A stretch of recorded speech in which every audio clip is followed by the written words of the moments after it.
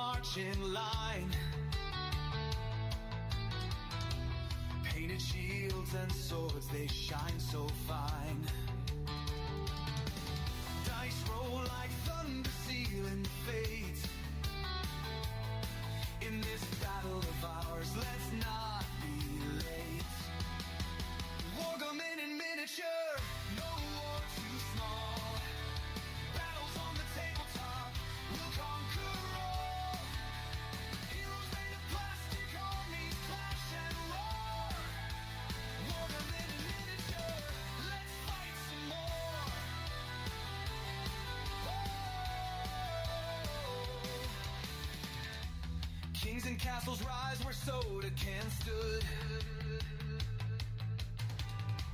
Mountains made of books, it's a cardboard wood. Strategy of giants on a scale so flee. We topple empires with a cup of tea. Wargaming in miniature, no war too small. Battles on the tabletop, we'll conquer all. Heroes made of plastic, armies clash and roar. Wargaming in miniature, let's fight some more. Battlegrounds in living rooms, legends unfold in the chaos of dice. Our stories are told from the rookies of war to generals wise. The fate of tiny worlds lies in our eyes.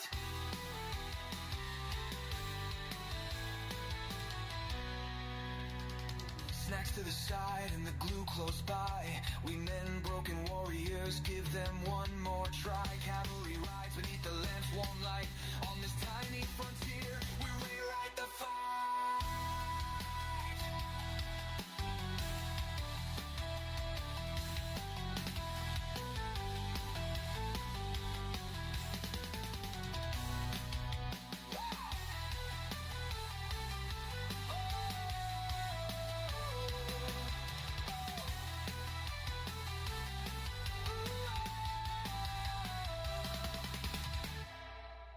Wargaming in miniature, no war too small. Battles on the tabletop, we'll conquer all. Heroes made of plastic, armies clash and roar. Wargaming in miniature, let's fight some more. Oh, let's fight some more. Let's fight some more.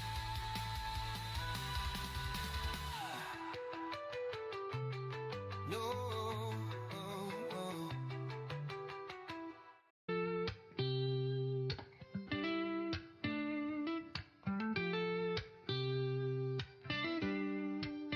Tiny soldiers on a grand paper plane, rolling dice to echo cannons refrain. Kingdoms rise within this tabletop dust. In strategy and chaos we place our trust. The generals lean with a calculating stare. Hands of fate guide moves with a flare. Tiny hills climb where valleys fall steep. Battles fought while the house stays asleep. Wargaming dreams on a six-sided star. In this microcosm we travel so far. Heroes die small, but their legends grow large. In this tiny world we're always in charge.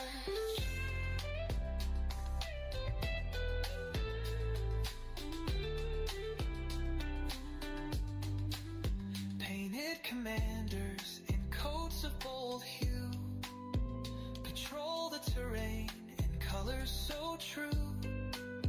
Armies clash with a flick of the wrist. Victory's a mark on a checklist kissed. Dice are the drums of this parade of might. The board is the map glowing soft through the night. imagination ignites where the pieces collide. A universe unfolds we cannot hide. 100 battles fought in one single room. Victories blazing, entropy and gloom. Armies may fade, but spirits don't rest. In the heat of this game, we earners of trust.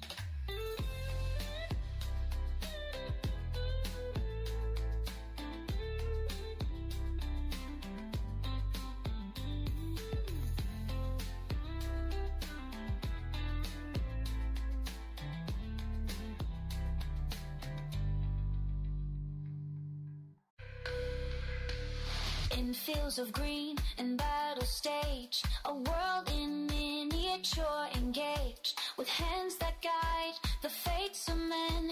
The echoes of their clash begin. Each move a story, each step a tale, through crafted lands where dreams prevail. The dice decide the fate unknown, a kingdom built from seeds we sown. The battle cries in silence ring, a world of war where heroes sing. Through painted scenes and crafted lore, we fight for glory evermore. The clash of armies, the thrill it brings, in tiny realms where courage spring. Each piece a soldier, each game a war. We march to victory on this floor. In every role a destiny swings, a miniature world where passion clings. Through strategy and daring lore, we live the battles forevermore.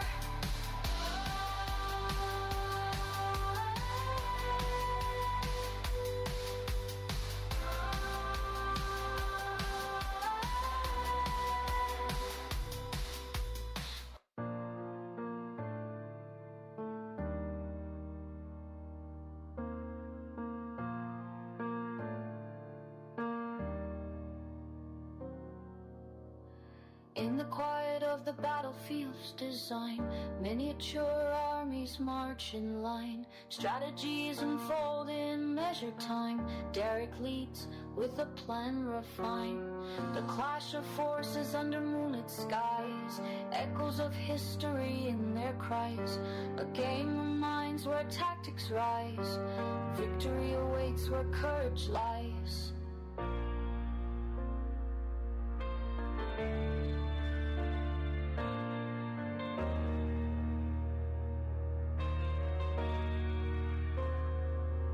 P&O notes trace the paths of war. Electric whispers open the door. Derek commands with wisdom's lore. Through the chaos he seeks to explore.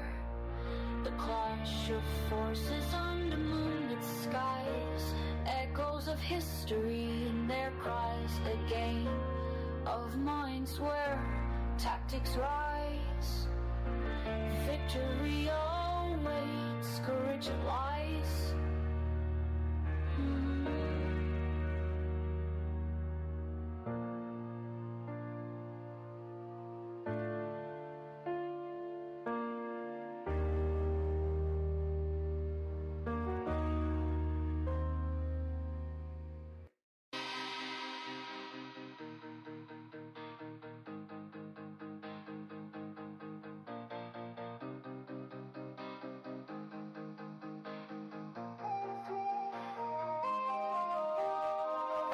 Unfold on the tabletop plane. Strategies drawn in the heat of the game. Figures align in the miniature frame. Victory whispers through the thunderous rain. Each move a dance in a silent ballet. Clash of minds in a tactical fray. Through painted lands where armies convey the thrill of conquest at the break of day. Miniature worlds where stories are told. Warriors clash as the battles unfold. In the heart of the game, courage takes hold. Realm of strategy, daring and bold.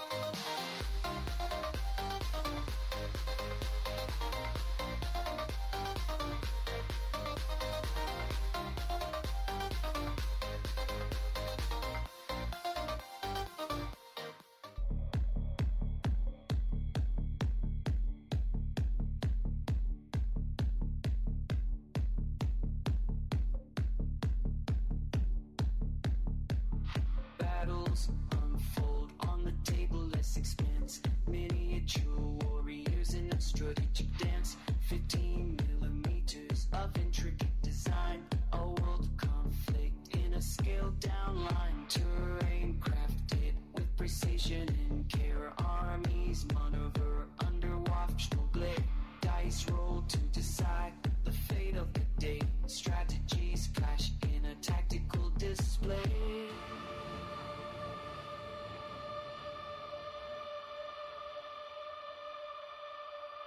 In the realm of miniature war and lore, every move opens a new door. 15 millimeters, telltales and all of battles fought and stories bold.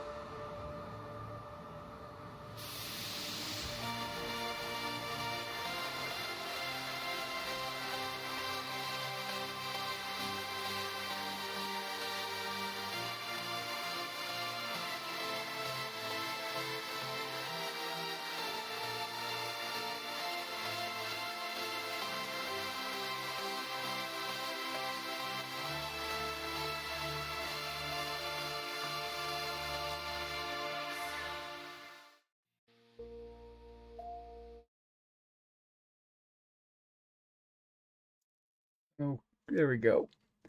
Hello again, everybody. This is Derek, and I am coming back at you with another Wargaming and miniature video.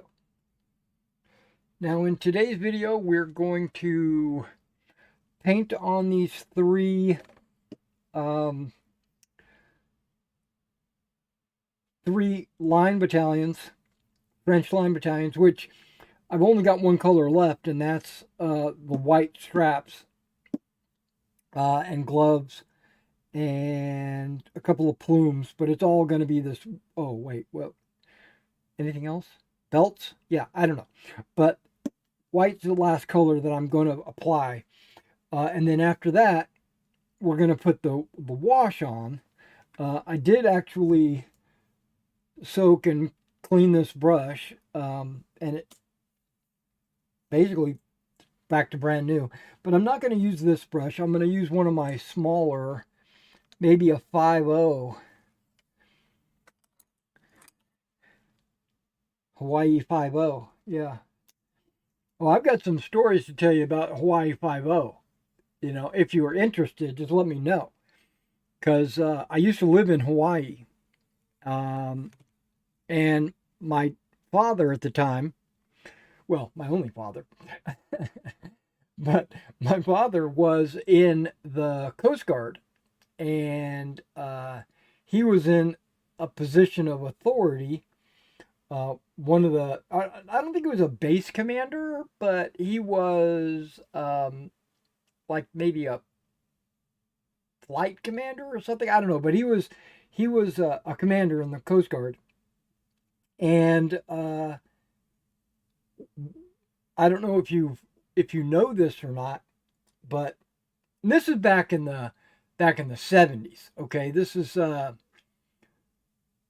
I left Hawaii in 76. Right? 76? Because I think it was 76.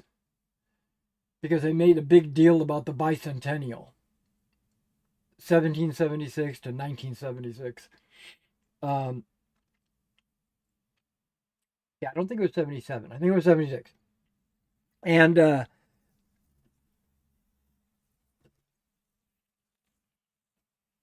that time, Hawaii 5.0 was, if you can remember, Jack Lord, you know, was the Hawaii 5.0 star at the time, and not the new Hawaii 5.0. It's the old Hawaii 5.0. And if you go back and watch any of those episodes,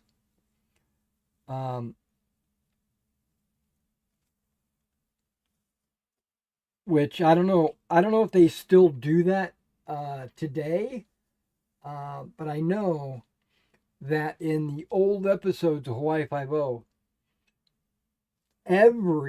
literally every episode had the Coast Guard in it.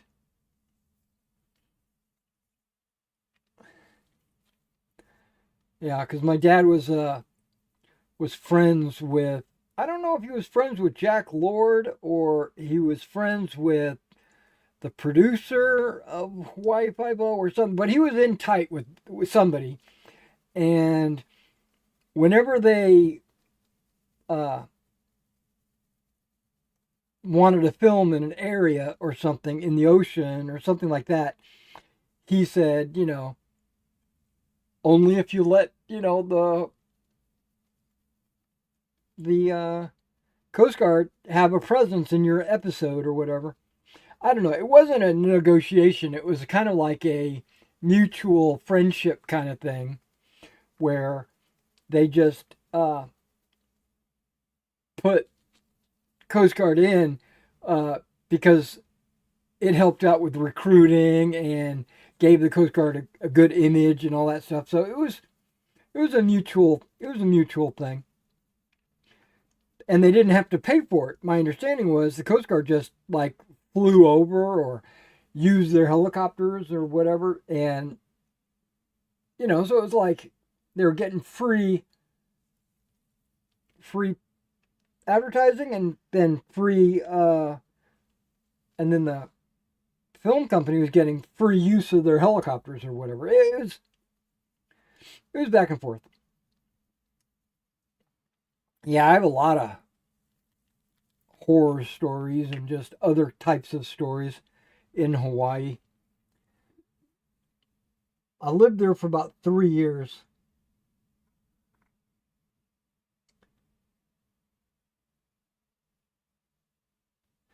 And I studied magic when I was there. I went to a magic school. I really love magic. I always have. And at one point, I thought I was going to do that for a living, and then I realized I was young. Okay, I was young. Get over it.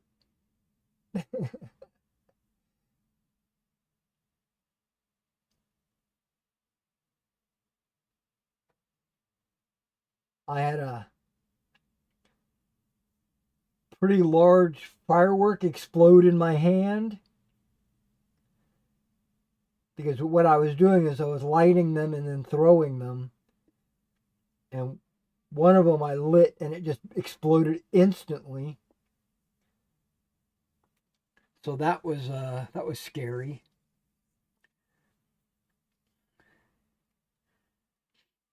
Okay, so we're going to do one thing at a time, like just plumes. I only have a couple of plumes that I'm going to do.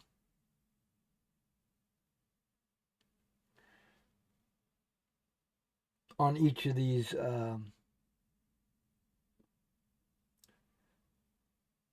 command elements.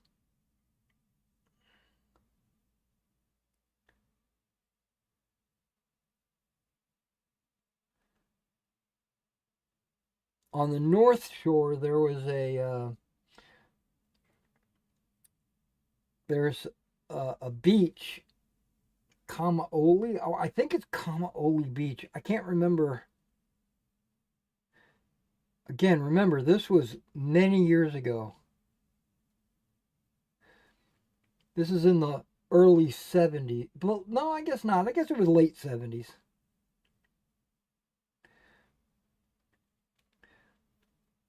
Um,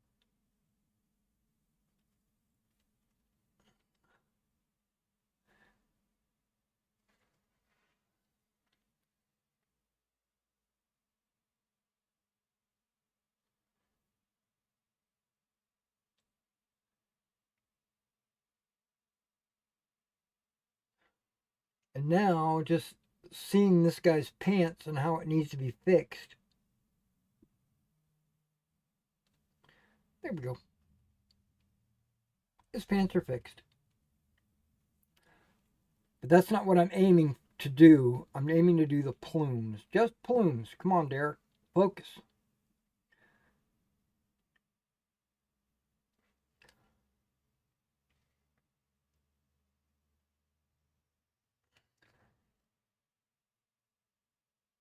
Okay, so I'm gonna paint this. I'm kind of yelling, even though the microphone is close. Uh, I'm I'm gonna paint these. Then we're gonna wash them with. I pulled out soft tone,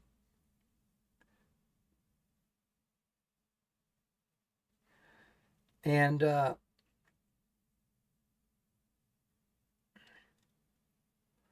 then once I wash it, it's gonna take a hot minute for the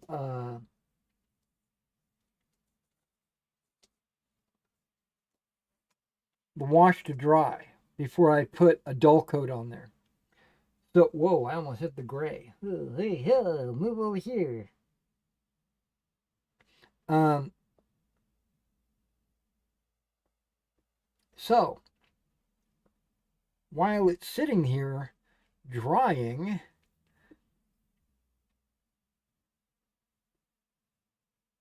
I think I'm going to pull out some figures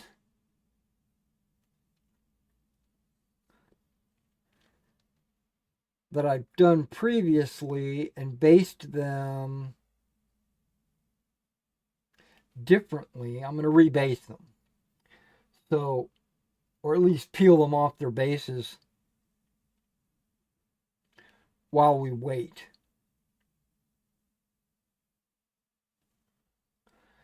Basically, I'll keep myself active and not just sit here staring at the miniatures waiting for them to dry. You know.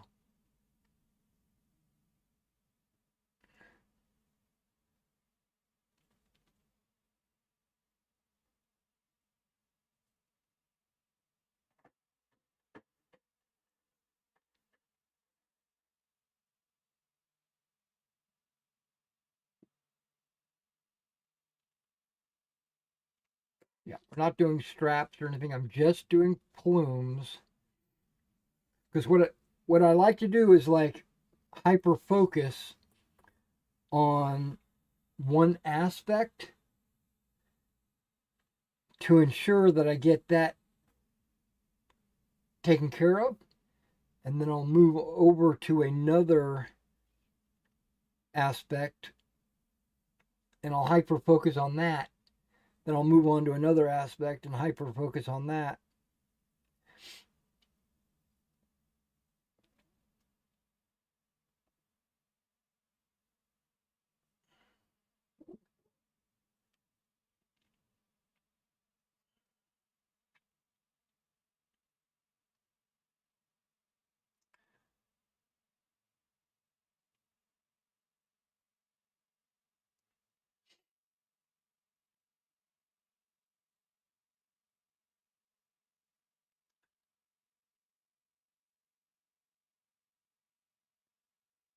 Okay, all the plumes are done on the ones that I wanted to do.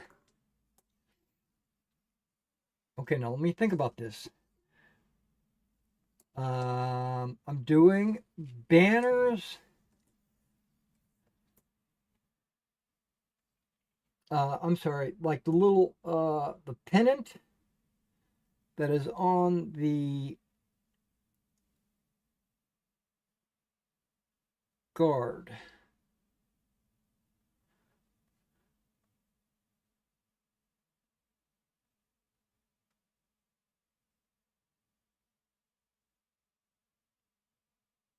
The pennants, one of them is usually red and one of them is white.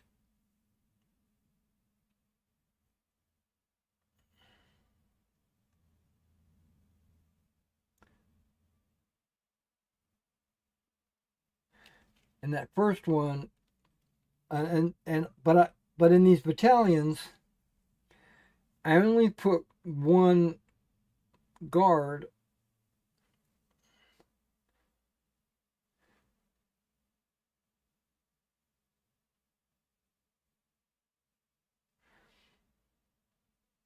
I don't put 2 because I don't know, it would just take up too much real estate on the bases.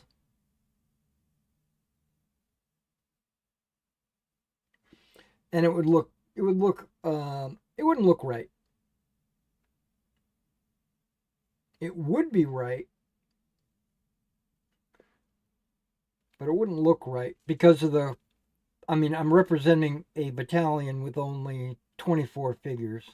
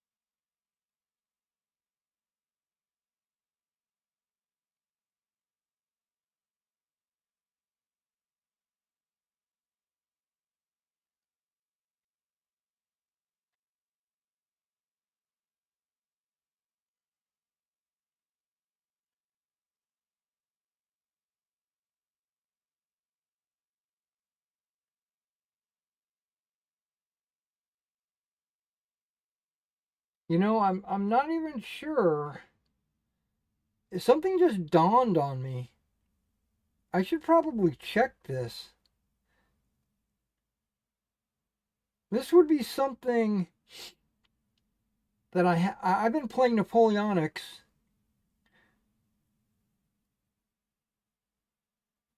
for a lot of years. A lot of years. 30-ish years, something like that.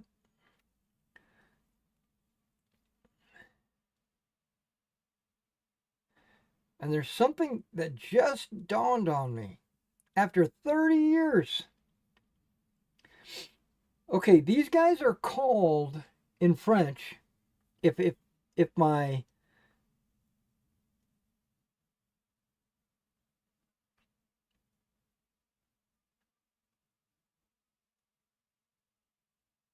my understanding of the French language, they're called Eagle Guards. Right? Or Eagle Bearers. Even though they're not the one that carries the standard, they guard the standard. But there's only one eagle in a regiment. And the 1st Battalion carries it.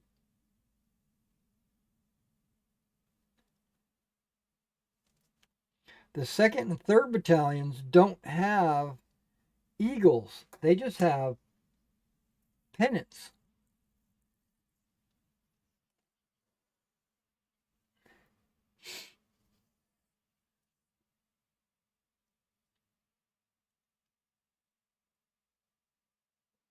Okay, let's do gloves. The officers are wearing gloves.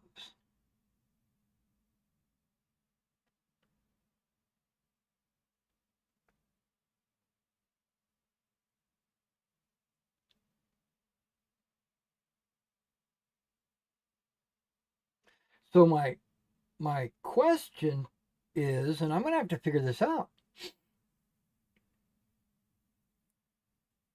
Does only the 1st Battalion have guards?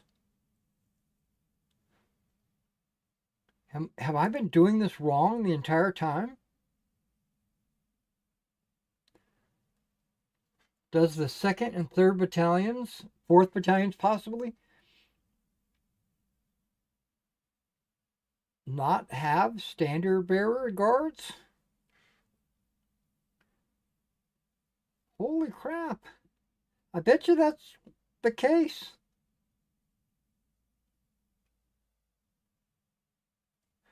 I'm going to look that up here in just a second.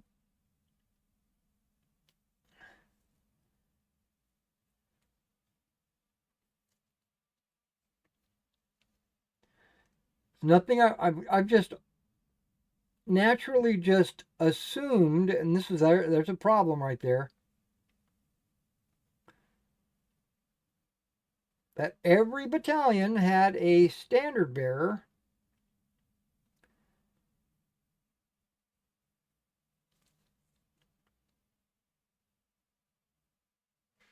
And that standard bearer, even if it's not the French flag, even if it's just the regimental flag, is even if it's just the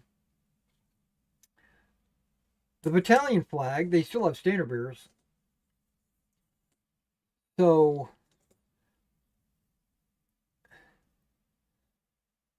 I just assumed that they had guards as well. And now I feel embarrassed.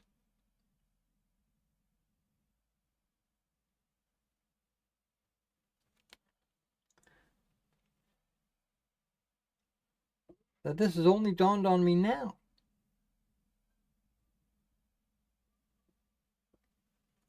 Now, all battalions might have guards. And if that's the case, then I'm okay. I didn't do anything wrong. But if they don't,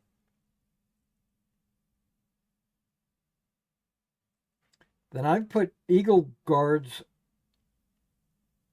in 2nd and 3rd battalions when I shouldn't have done that.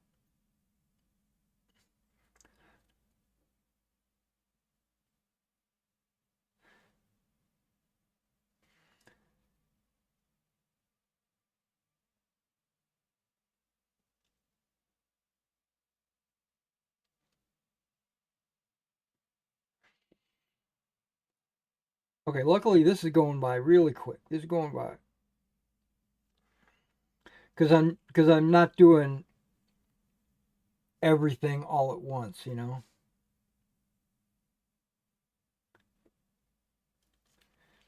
Keeps me motivated.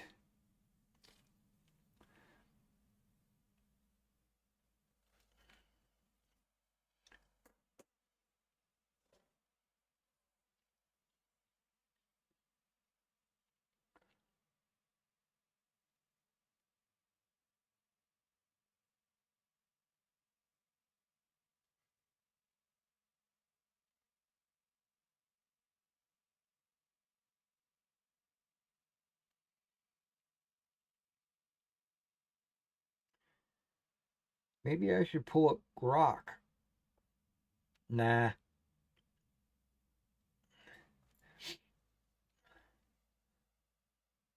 I've got a uniform website that I go to. And it has never failed me with just information.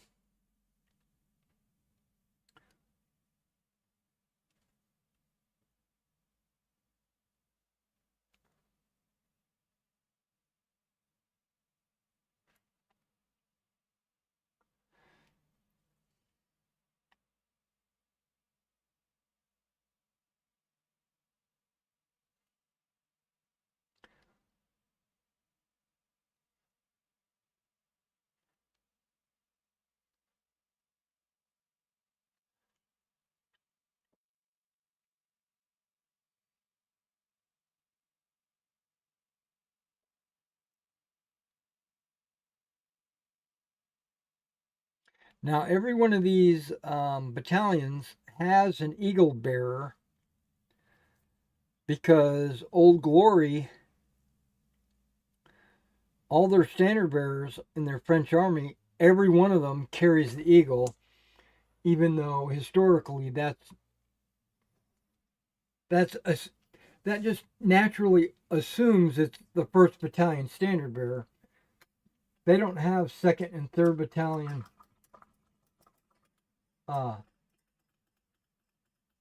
pennant bearers, if you want to call them that. Okay, give me a second before I move on to more white. I'm going to look this up. Oh, this is a hard way to get to my keyboard. Okay. Yeah, keyboard's under the. Oh, okay, good. I'm on the website. I cannot see squat.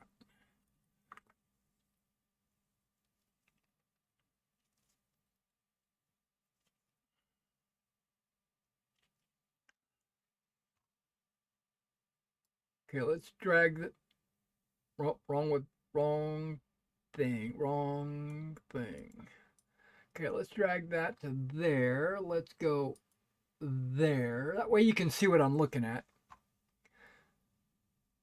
Okay, so first regiment of the line, right? I'm not worried about that, right? That would be the regimental headquarters. It would have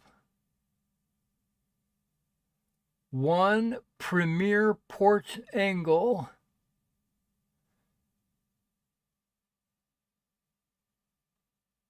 Only one.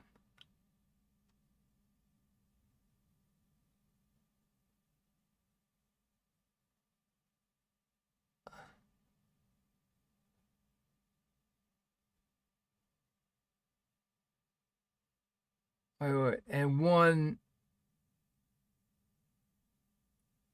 I guess that means secondary port angle.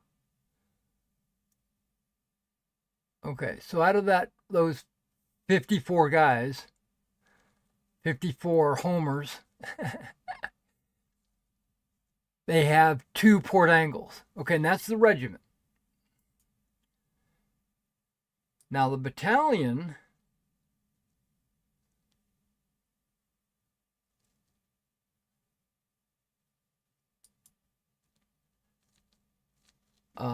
they got the different companies, the grenadiers, the volunteers, but then every battalion has its own little headquarters. And as you can see, 1st Battalion has the Eagle.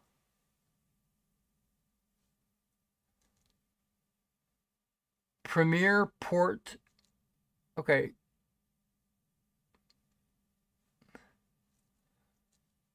I'm reading this in French.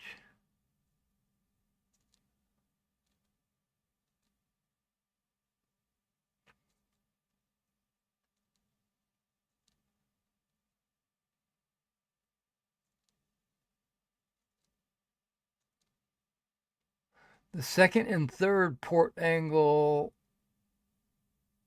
are assigned to the regiment.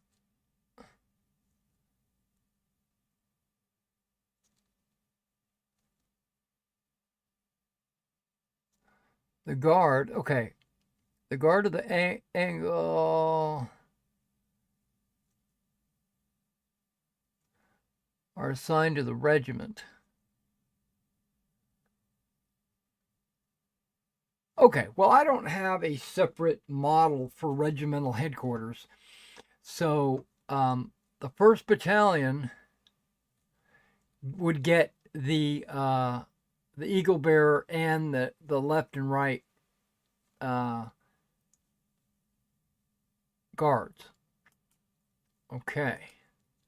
But now the question is, does the 2nd Battalion have, because see, they only carry a Fannin.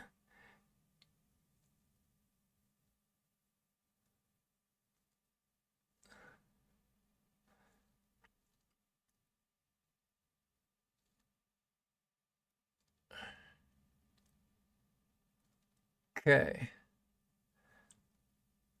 Represent the Fannin of every battalion.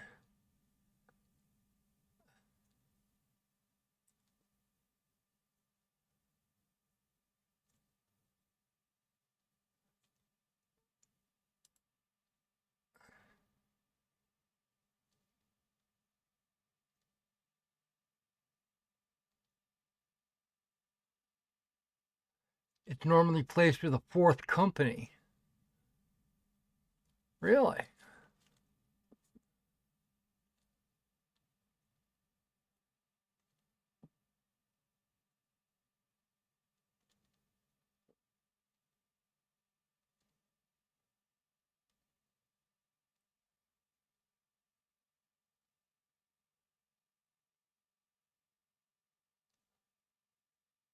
Okay, I think this says it still has the guard. Oh, that's a question mark.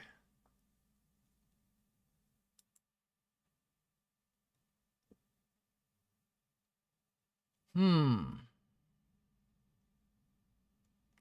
I'm kind of believing that they don't have the guard. Like they've been assigned to 1st Battalion.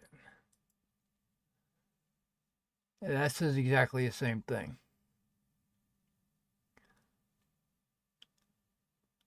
And they go with the 4th Company of Fusiliers.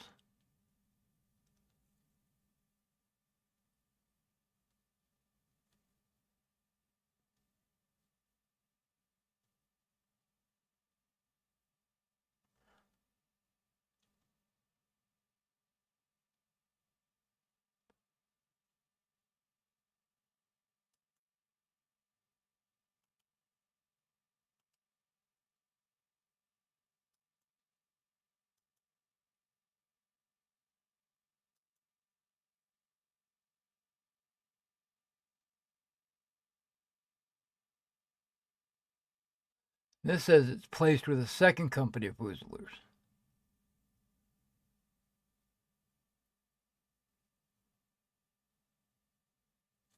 That's weird. So the officers hang out with the 2nd Company.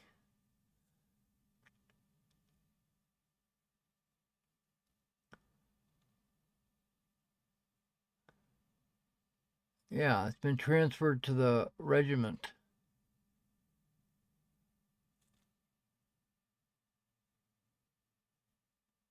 Wow, okay. I've been doing it wrong the entire time.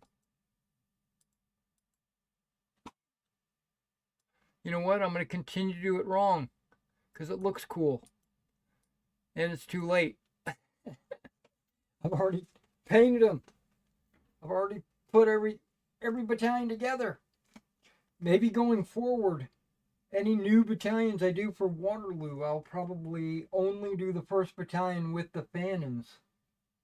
With the guards. Okay, what do I want to do next? Let's do drums. All right. Nope. Before I do it, I'm gonna do the sergeant stripes.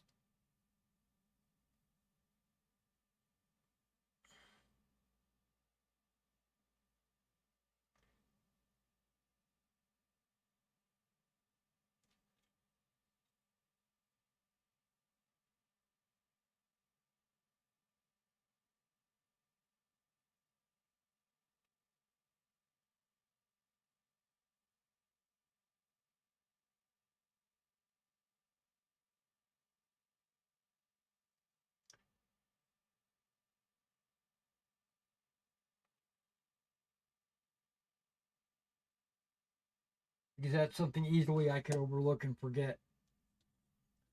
Okay, we're gonna do sergeant stripes. Sergeant stripes. Focus. Focus, Derek.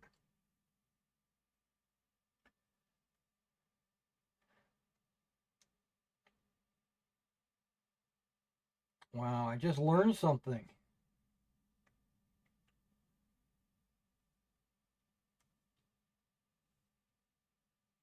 Okay, there are sergeant stripes on that guy.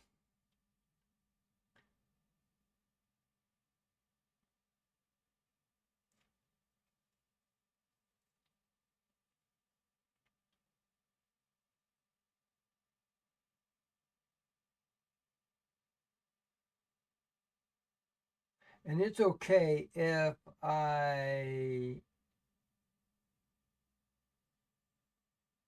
this has 2 stripes, but I paint them both together. Because when I apply the wash, it's going to separate them.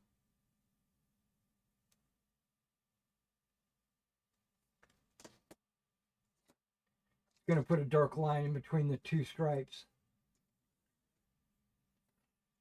and you'll see, you know, 2 stripes instead of just one fat one.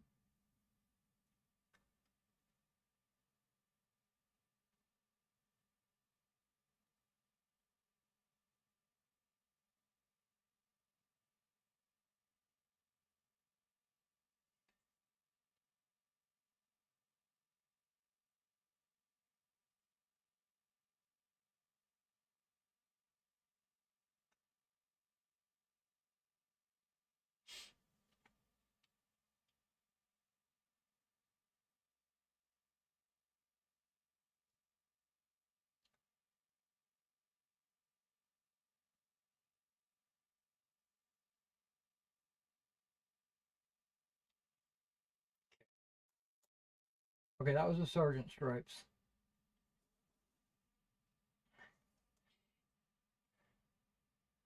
Let's do the drums. There's only 3 drums. There's a million little chords on the drums.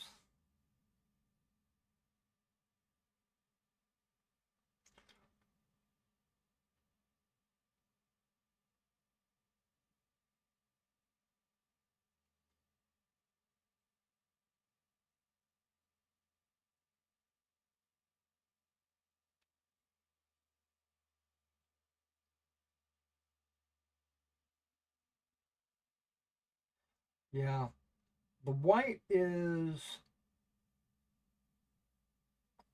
the color I dread the most when it comes to painting these uh, Napoleonic figures.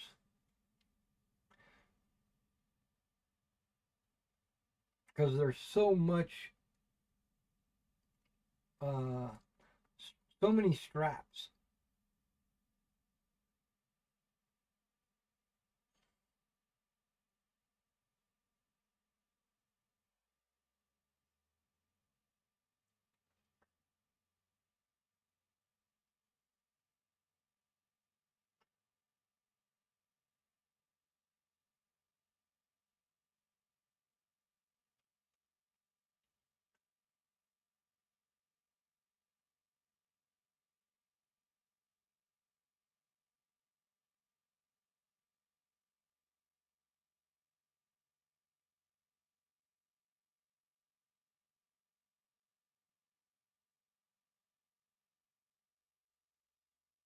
Now on these 15 millimeter models, when it comes to the drums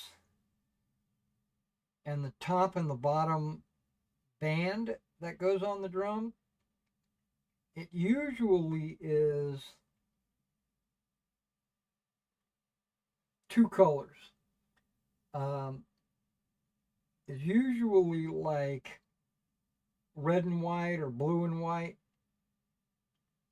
and it's in kind of a hash or a diamond or triangle pattern.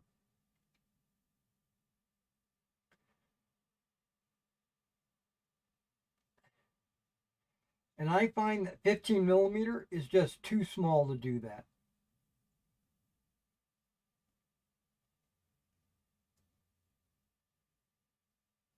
So I take the non-white color, blue or red or whatever, and that's what I'll paint the band around the drum.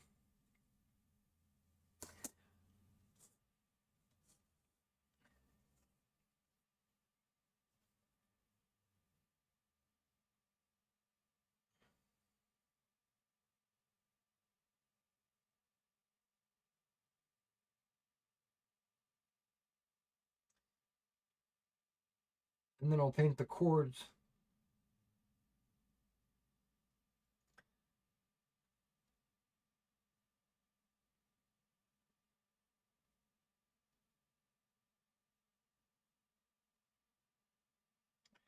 And I'm painting these drums like with my tongue sticking out.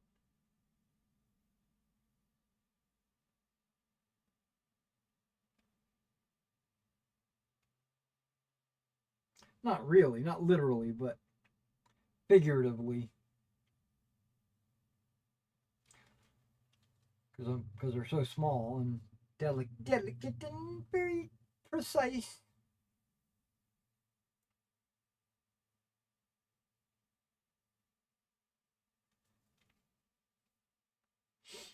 And that's another reason why I don't like white straps at the end.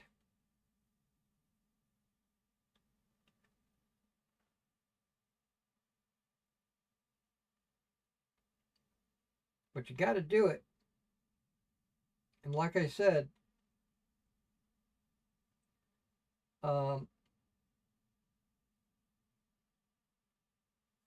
if you're going to do it right.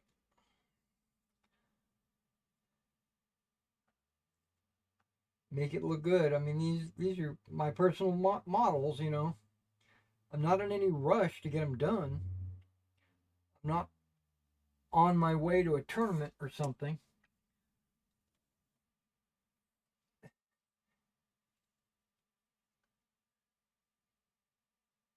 I would like to have them done, don't get me wrong. Whoa. My finger slipped. Well, my whole hand slipped.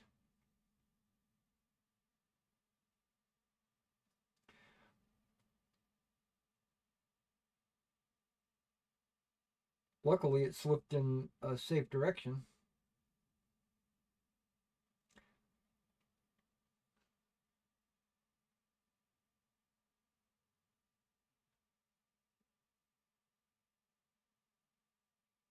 These gloves that I wear are great for protecting my hands. But to be honest, they are kind of slippery. I have to pay extra attention to my the way I'm holding my fingers and stuff.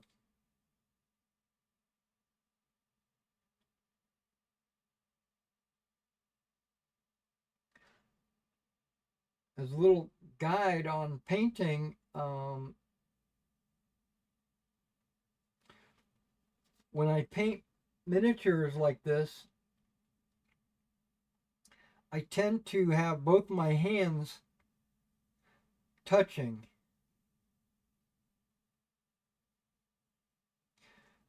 Sometimes I would do it on the table. Sometimes I would do it in the air like this. But as long as my hands are touching, resting on each other, if I had any kind of if I had any kind of jitteriness or shakiness or whatever, if one hand shakes, they both shake together. But if they're not together, one hand might shake and the other hand might shake, and that's just horrible. But if I've got my palms together, or if I'm gripping a finger or something like that when I'm painting, or resting on a finger, they will shake together. So no matter which one shakes, they're going to shake together as one unit.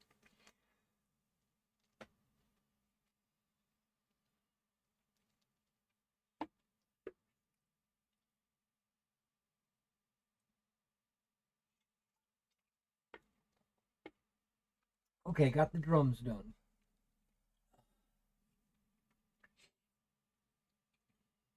Okay, now we're just going to do, I know it's bizarre, just the slings.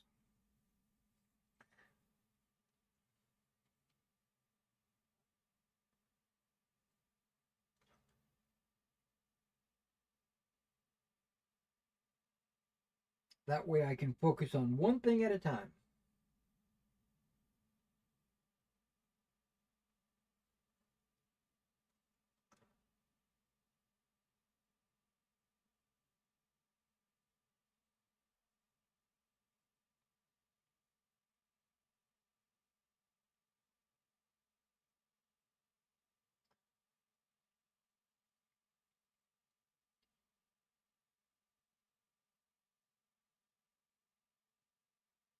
See, all my hands are together. I don't know if you can even see this on camera. I don't know where I got my camera situated.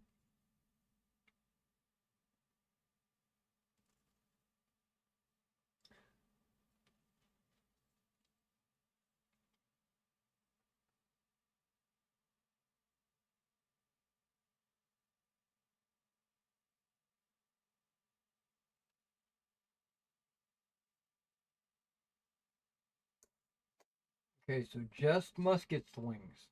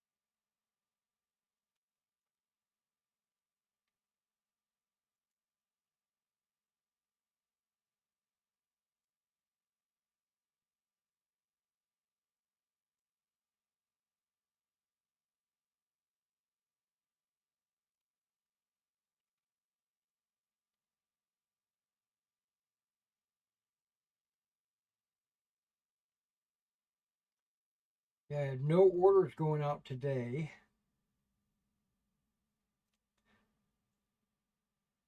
So I didn't have to box anything up.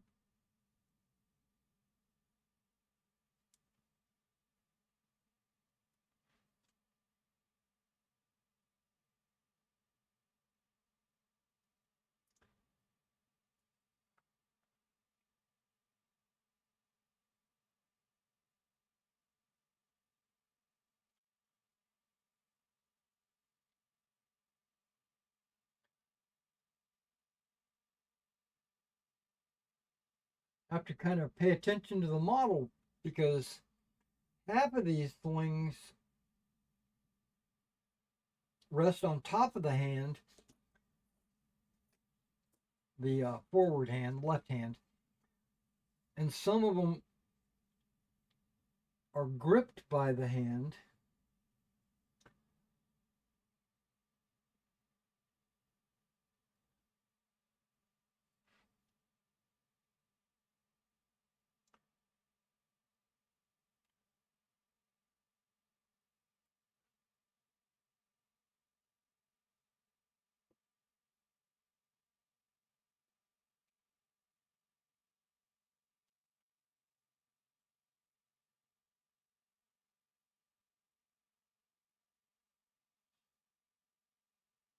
It's about 50-50, I think.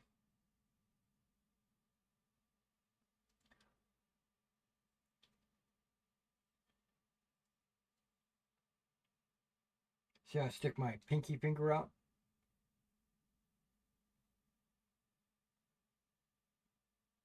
So that my models will shake together. Whoa, I think I only did one side of these guys. Hang on. I did. Like, I thought it was finished. Nope, not really.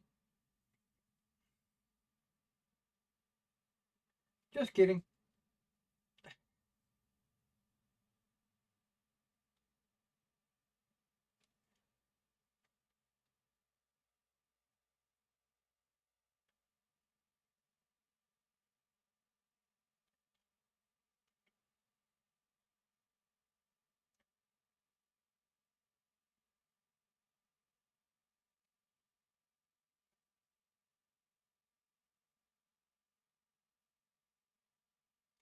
Yeah, I don't know what figure I'm going to do next.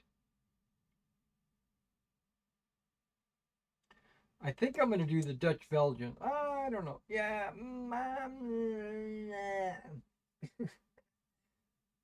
I could do the cab.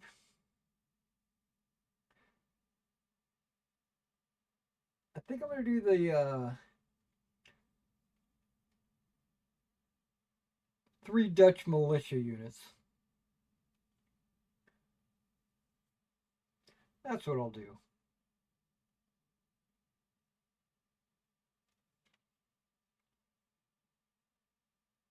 Because I'm feeling like 3 battalions is about my limit.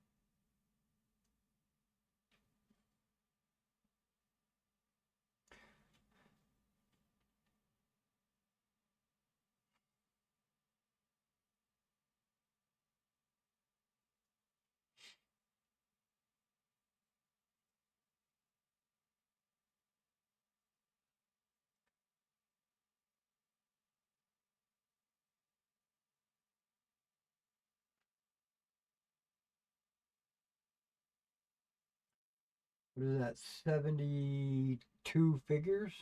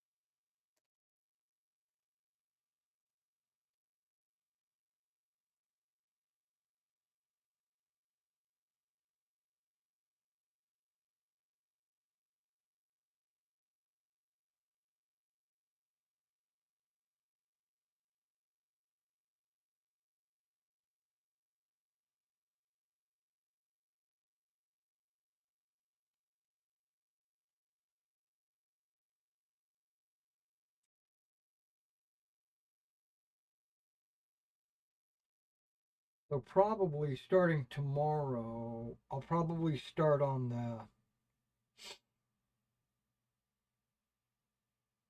Dutch militia.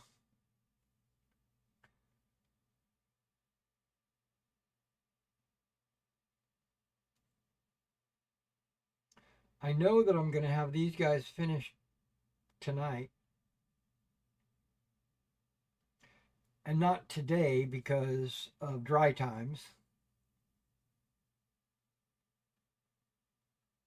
Because I got to wait for the wash to dry, then I got to wait for the dull coat to dry.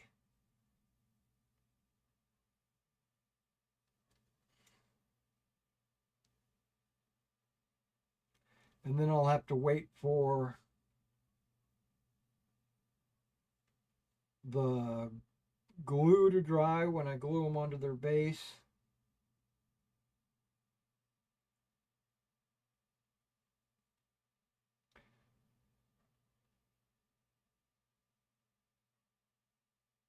Then the texture paste. Speaking of which, I did get in my order yesterday that I was showing off. There was something I didn't show that I did get, and that was some mud. I've been using Vallejo European mud as my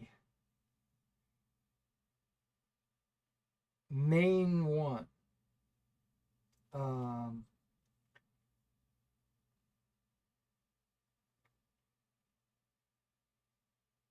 texturing a base.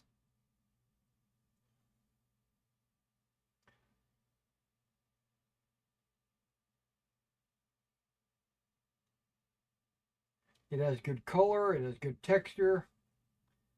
It's good all the way around. But then I saw a new color. Well, it's new to me anyway.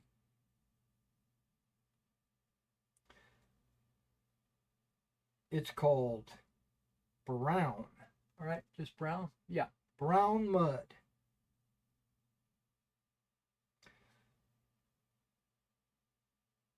Not earth brown, not Vietnam brown or light brown or earth texture or any of these other colors that I've gotten. I've even gotten like a dark earth. It's okay. But if you look at dark earth from one brand and dark earth from another brand, they're different. And they're not brown, they're usually gray. It's weird. But I saw this brown, just pure brown. I thought I'd get it and see what it's about. If nothing else, it would just be more texture paste that I own and that I can use for projects. Who knows what.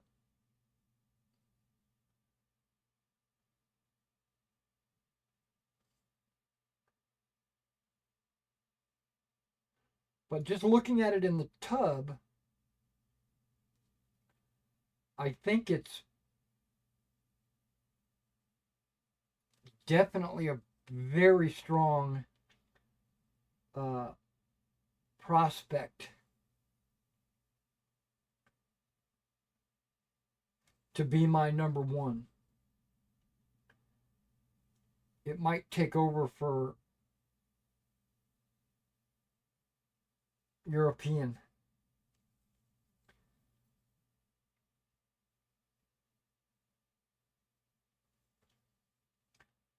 I've got it right in front of me. I'll show you here in just a second. Once I get all these slings done.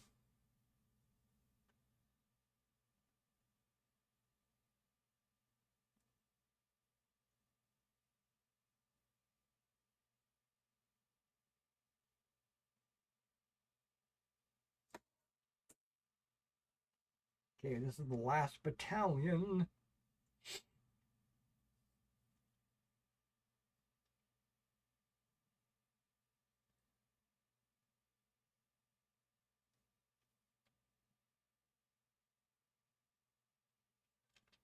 As you probably know, I used to play Napoleon's Battles. I still own the rules and I still love that game, but I I like to think that I mastered the game. And once I started winning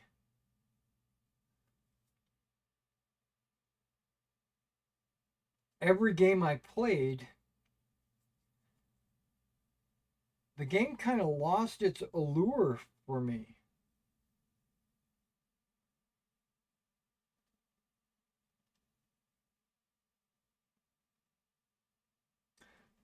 I know that sounds crazy, but I played it so much that I pretty much, you know, through no fault of my own, pretty much learned what you needed to do to win every game. Okay, but that's not the point that I want to make. The point is, I was just going to make a kind of a, not a joke, but just an observation. The last Napoleon's, that's not true.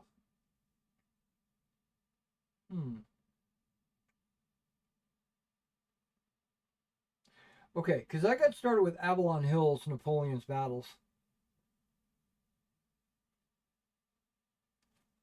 And I think they sold the game to another company. And that company was called Last Battalion Games. So when I started the Last Battalion, that's the first thing I thought of was, oh my gosh, that's the name of a Napoleon's Battles company.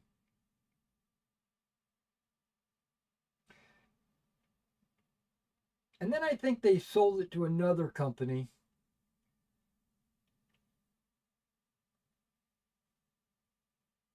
which I bought those rules. And they did something.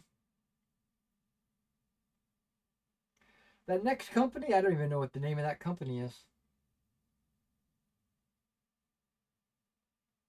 But that next company, they did some really cool things with the game.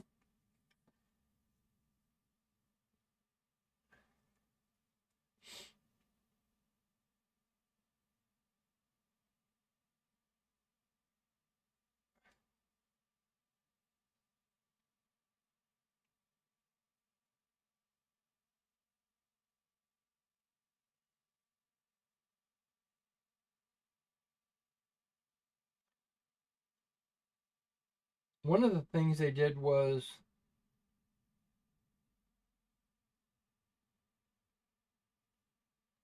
instead of the Avalon Hill method of tokens, counters, little cardboard squares, or yeah, they were little cardboard squares representing status, like routed or disrupted or disordered or hits or force march or march column or whatever. They had these little tokens that you would put down. They were counters, little cardboard counters. This third edition company, I don't remember the company name. They got rid of all that and they replaced it with wooden blocks, colored wooden blocks. And the colors on the wooden blocks were the same as the color that was on the counters. So for me, who had played the 100 years, I had no problem transitioning to the color block method. But if you were a new player to the game, it was a little harder because there's nothing written on the color block. It doesn't say routed or disordered. You just had to know the colors. And I don't even remember if it says the color in the rule book. I'm sure it did. I'm sure I just ignored it and moved on because I already knew the colors.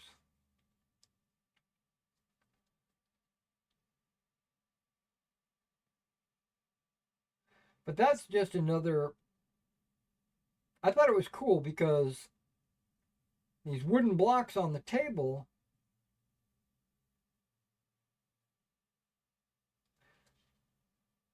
were less intrusive than the counters. The cardboard counters were definitely like ugly.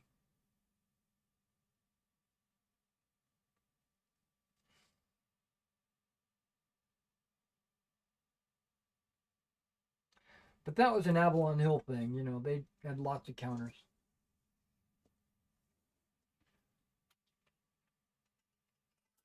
So I like the wooden block thing. I like the fact that every scenario was its own multi-page folio with a hole in it, and they provided you with a ring that you just put the scenarios on this ring. I thought that was pretty cool. And if you were playing a scenario, all you have to do is pull that one sheet out. It's like 3 pages actually, all put together as a fold out. But you can take that one thing out and you can put all the other ones away.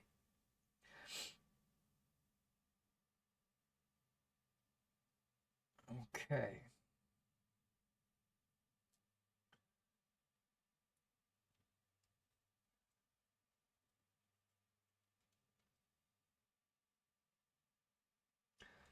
Okay, I've decided, crazily enough,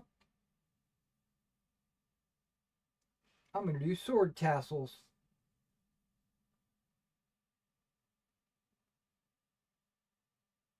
Okay, I'm not getting any paint on this thing. There we go.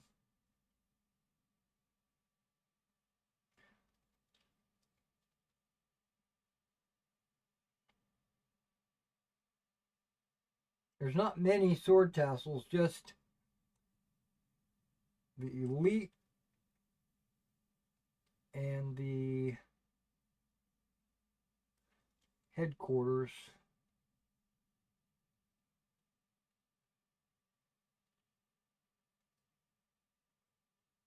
Okay.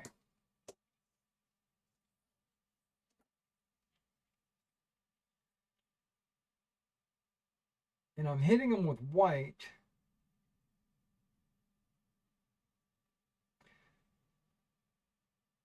And then later I'll go back in and look at my paint scheme and see if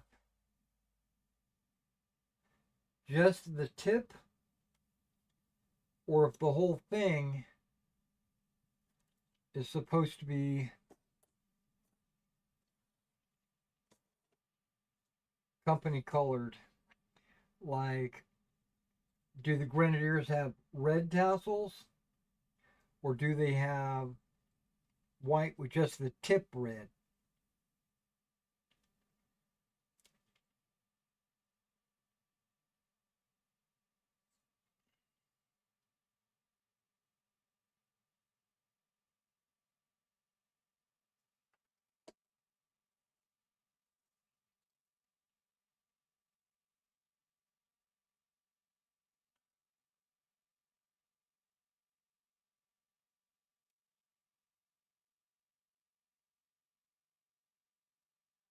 And red, or if you're a Voltigeur, is it green or is it yellow or is it just the tip? And red and specifically yellow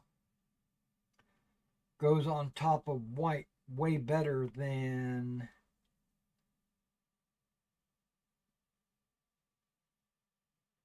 brass.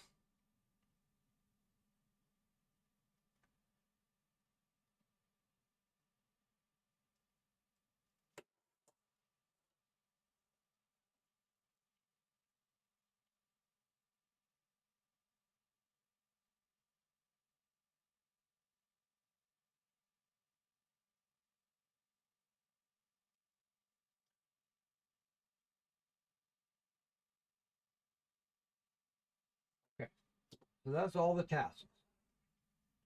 But that's not really all the tassels because I'm sure some of them are going to have to be red. And the other ones, they might be green.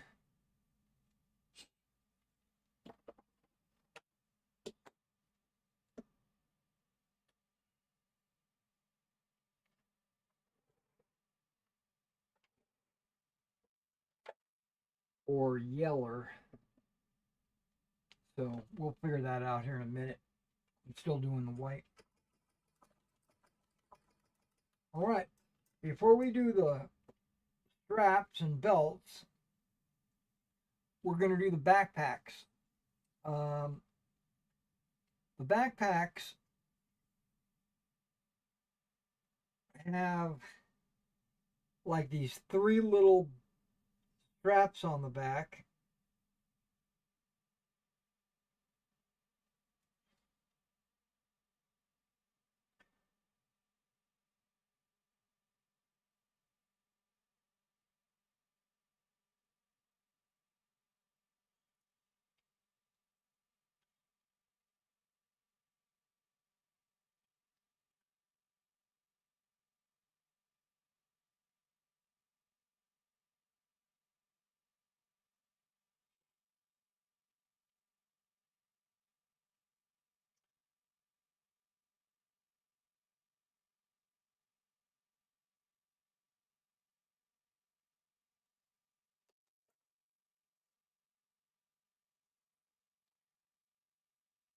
super easy to paint. It's just they're so small and there's a million of them.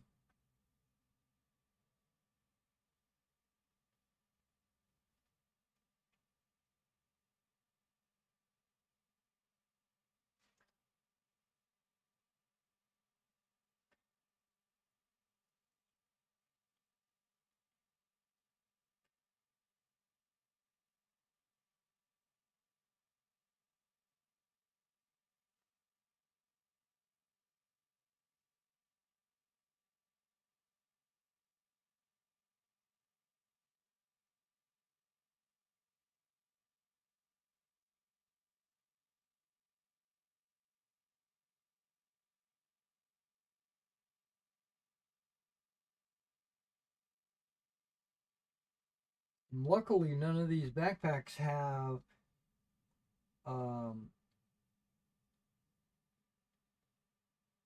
their trench coat rolled up on the top.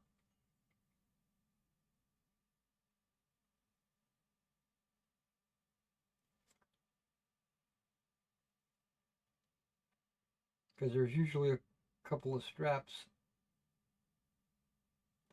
that hold the trench coat down. Don't have to do that because they're wearing the trench coat.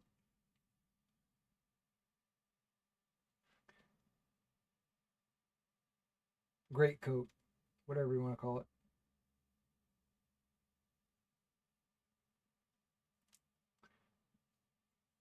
Okay, these backpacks are like tiny.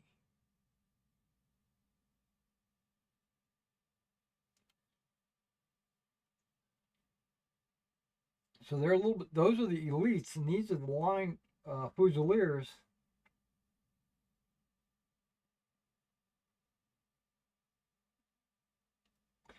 The Fusilier backpacks are not the same size. They are tiny.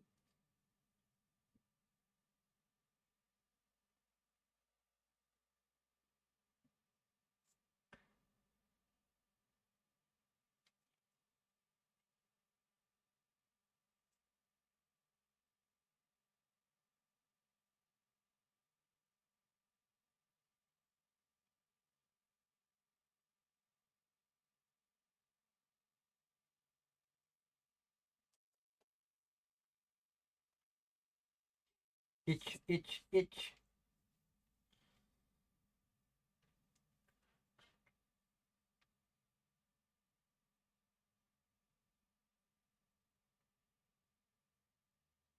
I'm kind of putting off doing the straps.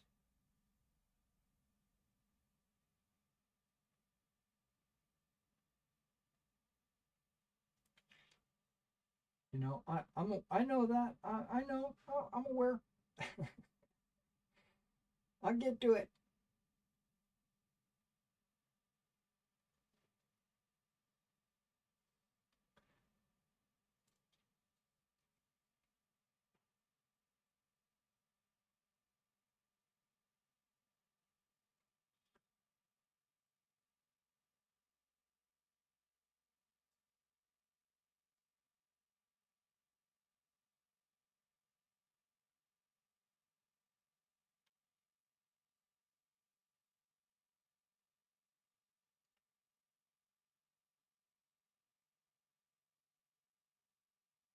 This is a 5.0 brush, and it feels like it might be too big. I have some 10.0s and I have some 20.0s, but I almost never use those.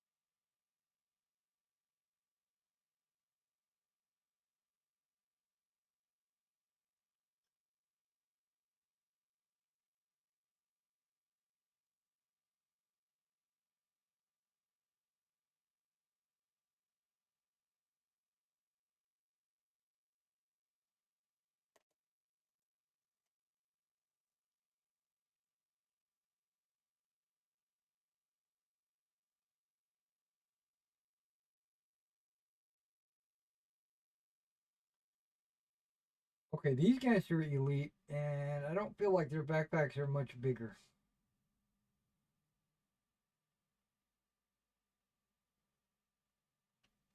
So it might have just been an illusion.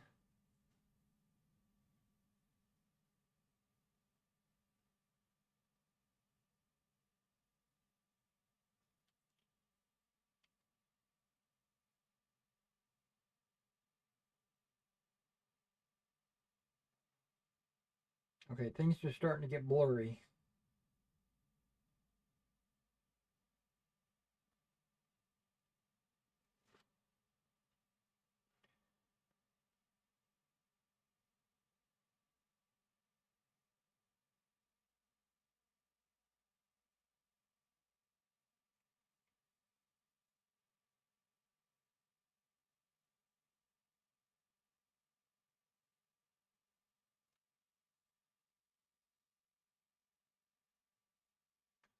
Now, one good thing about having the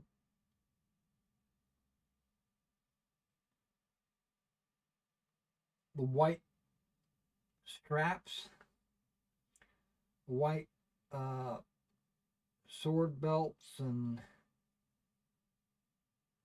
backpack straps, and all that, it makes the figure look a little bit brighter when you're looking at it on the table. No, these packs are smaller.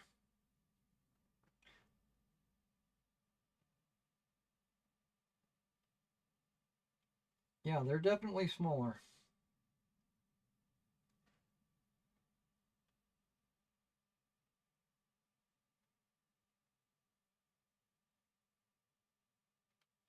So I was re-watching Stranger Things because I heard that Stranger Things, the last season is coming out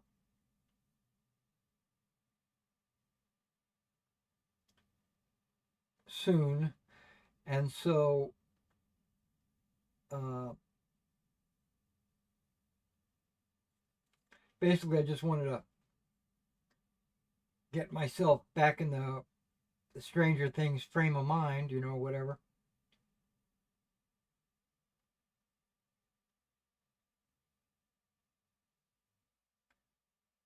And I really liked that series. I thought it was fun.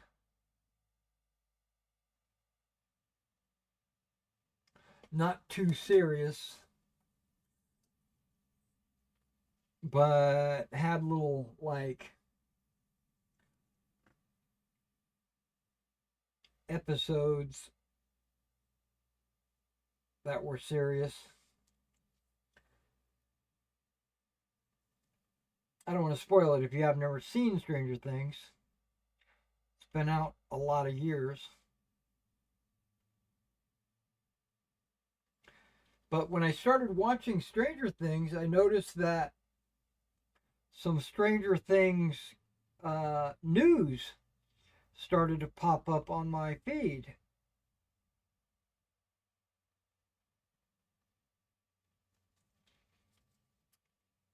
And one of the things was Harbor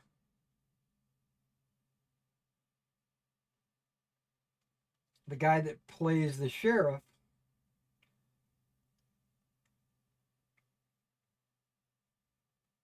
was accused of bullying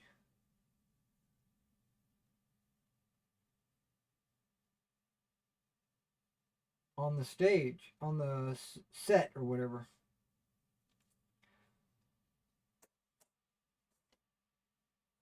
And my first thing that came to mind was get over it. What a whiny little bitch.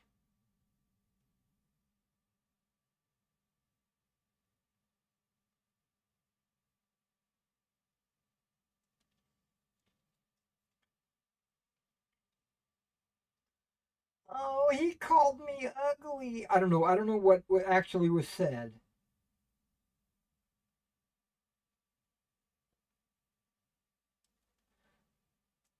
I'm sure he didn't physically do anything, because that would have been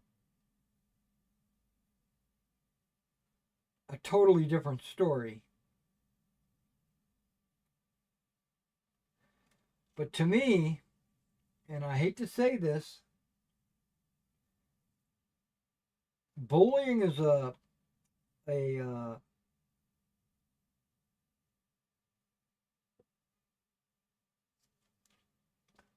it's a you thing. Meaning, if you don't, if you allow it to happen, it happens. If somebody says, "Oh, you're ugly," okay. And if you cry about it,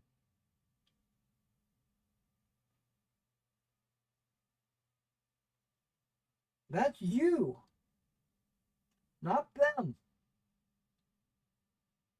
But if you turn around and say, "Well, you're ugly too,"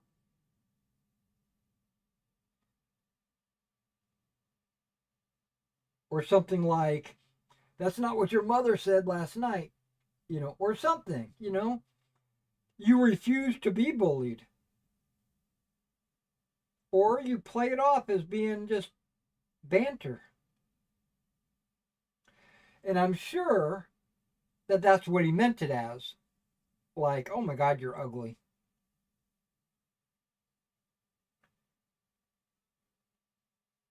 And whoever he said it to, uh, Millie Bobby Brown, I think is the name.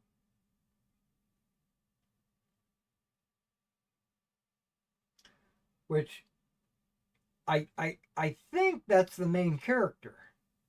11.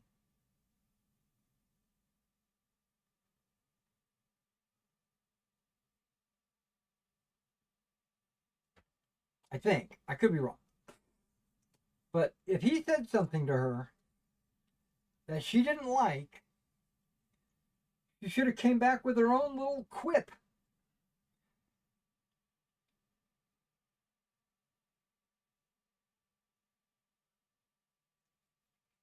And that's the way you deal with a bully, not, "Oh, I'm going to cry because he said that I had big toes."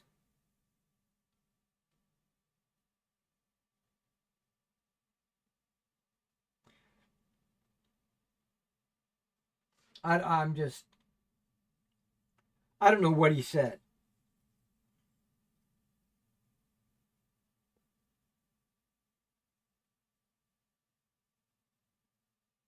But apparently they're calling it harassment.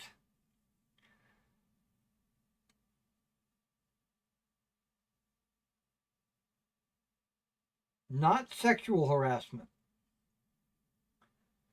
They specifically said he did not sexually harass them. He was just bullying them.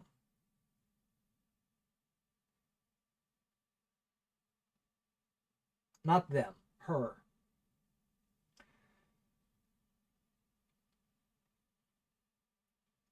Because there weren't multiple people that made this claim. It was just her.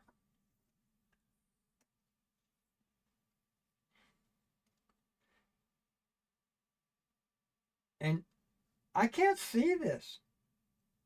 Even if he's even if he is a horrible person off camera,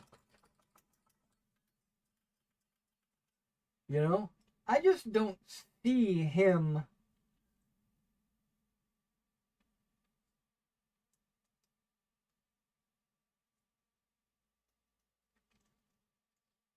Okay, hold on. Too much water.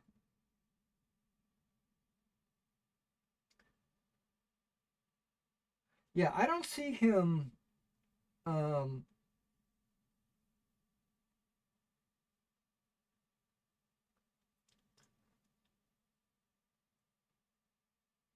harassing his co-star.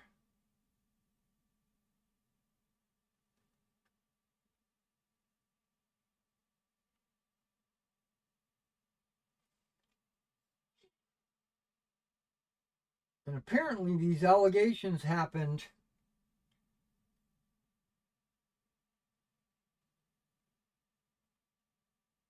after the last season and before the next season, the current season. It had happened in between filming, so they weren't even actively on set.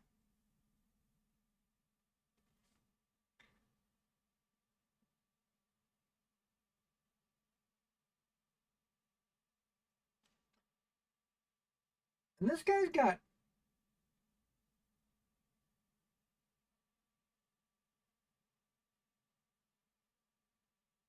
Marvel movies that he's doing. I don't think he would have time to harass them.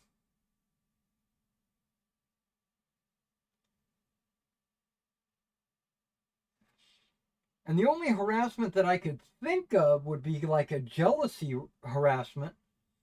Like, hey, I've got a job. You don't have a job. You know, Marvel hired me. You're unemployed. You know, that kind of stuff. And that, I don't really necessarily consider that harassment.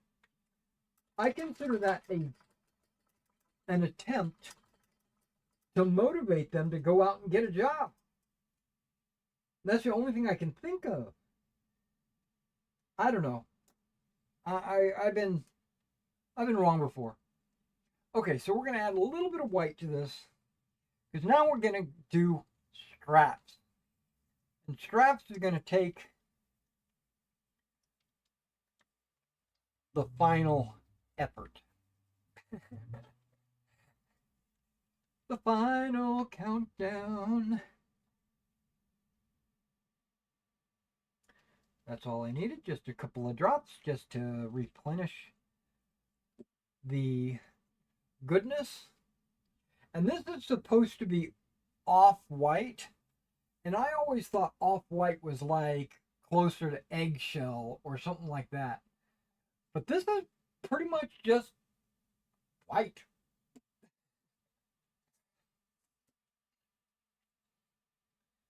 Okay.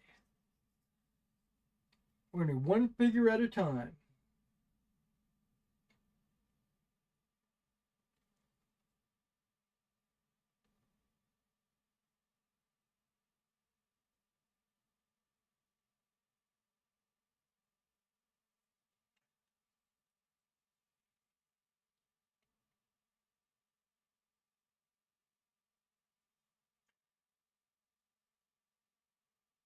And I only have 72 of them to do.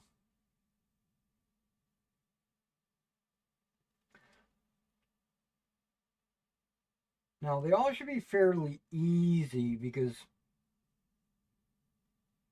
most of it is not straps.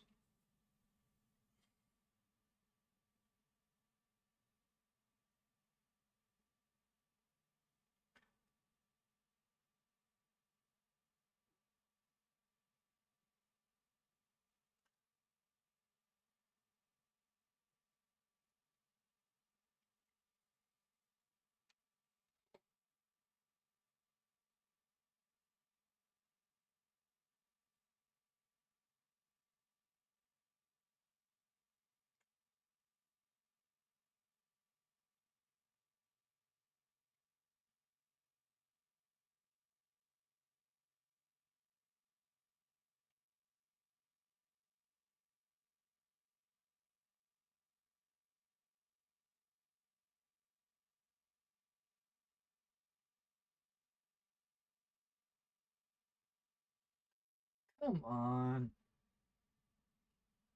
Like the brush doesn't want to pick up any paint. There we go.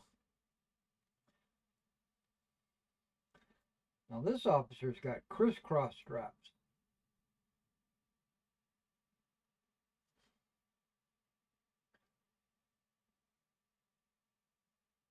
One for his water bottle and one for his, well, or I guess it could be a sword, and one for his haversack. Haversack.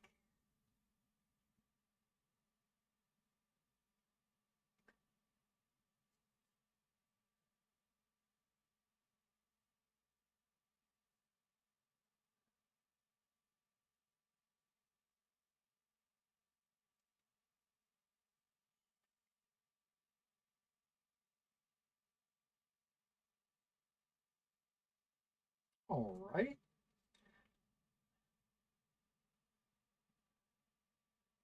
Now the drummer boy.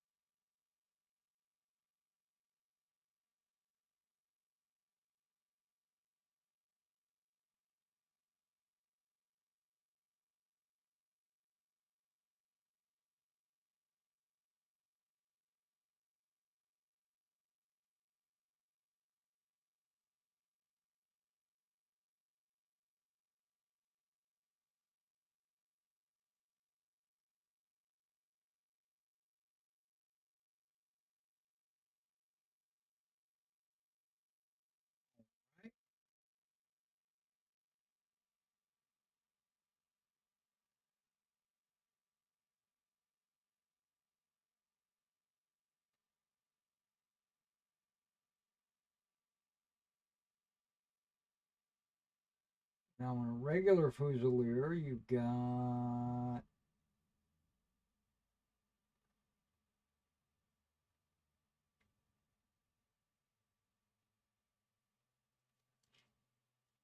cartridge box,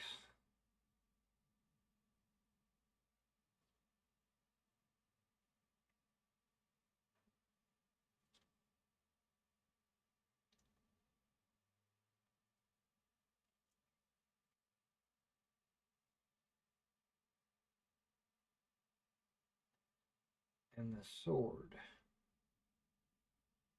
or bayonet, depending.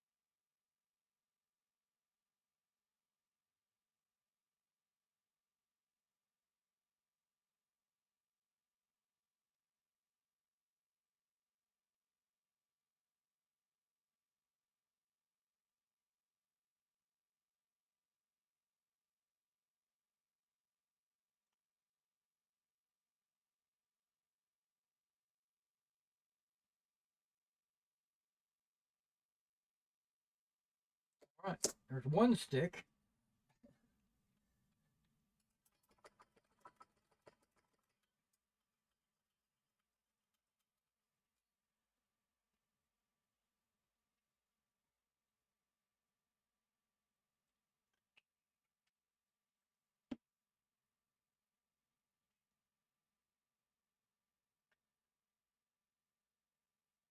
Yeah, I was thinking my white was kind of drying up a little bit and it was clogging my brush.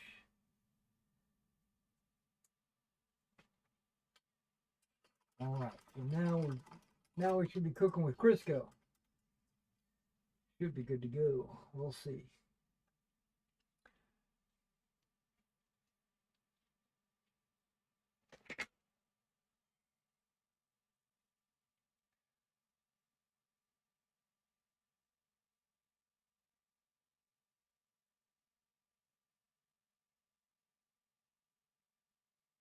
Okay, I've decided not to do one figure at a time.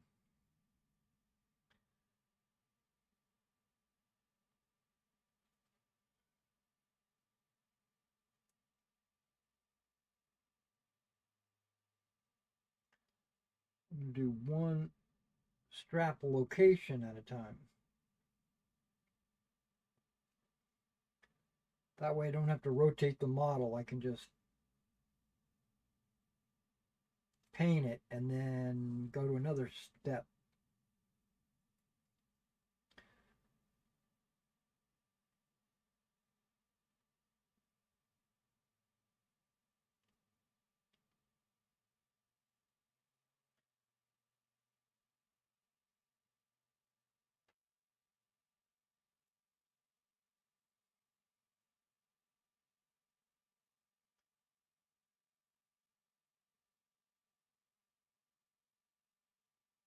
Okay.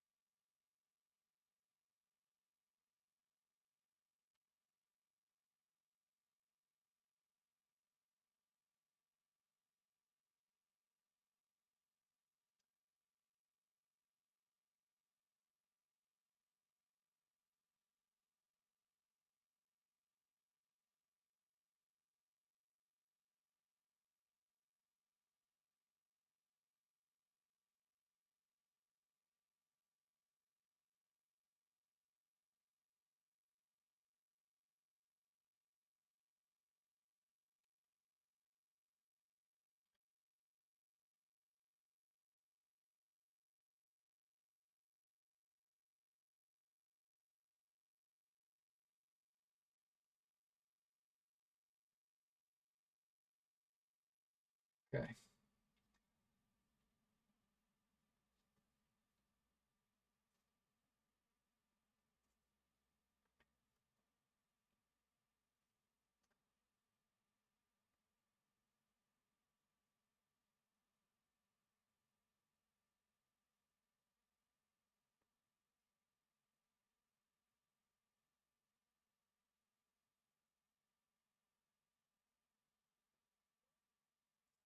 Painting something right now, which is a strap under the arm. Now, once these guys are mounted on their base, you'll probably never see that. Yeah, maybe.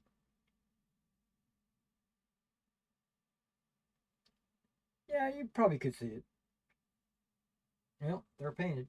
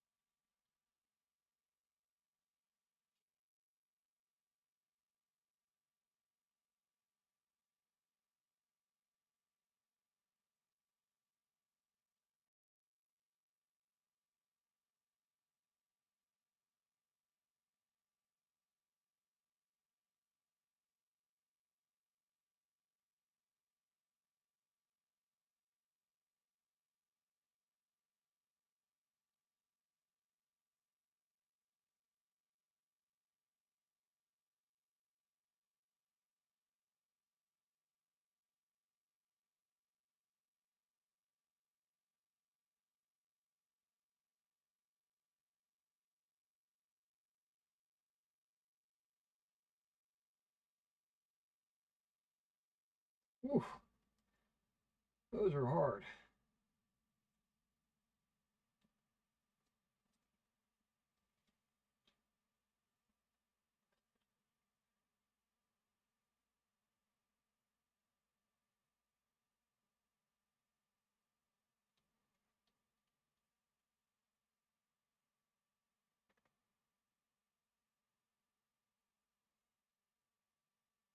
Glad I got this light right here, or I wouldn't be able to see some of these.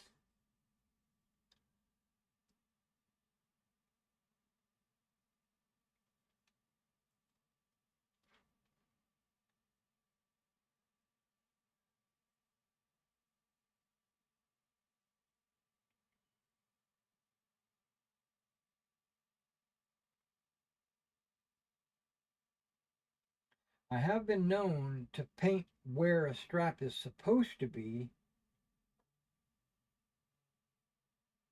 even if it's not on the model. But in this case, the strap is there. All right, we're almost done with these guys.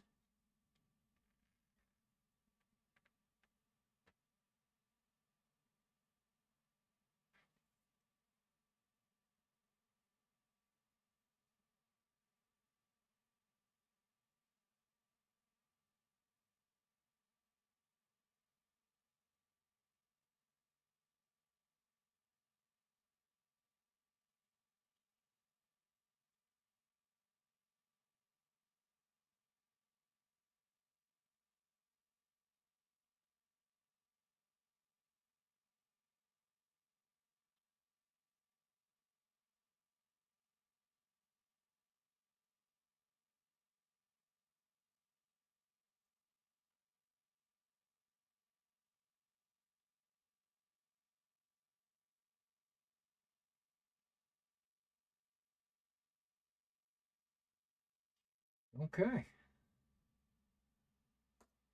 done.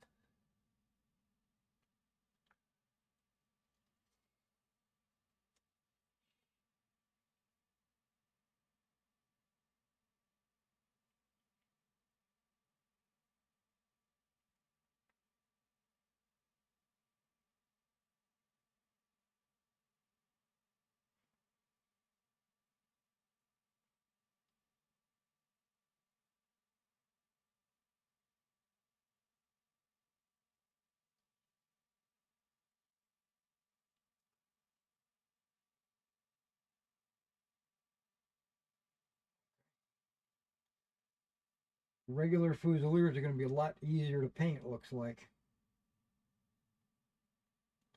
than the Elites.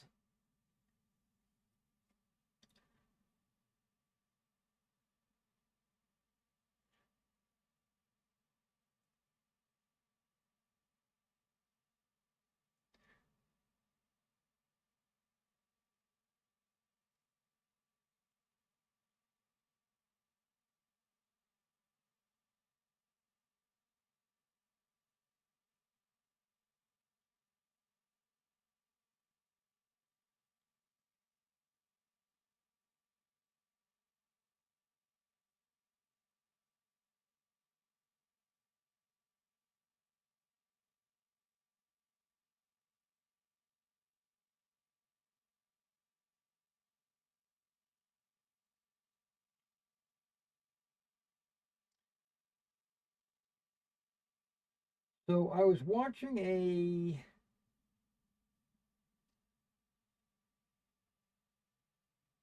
business live stream,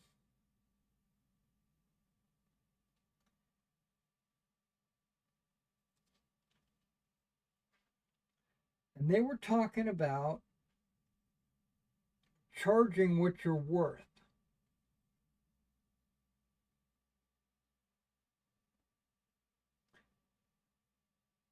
And I found this topic to be interesting because I have struggled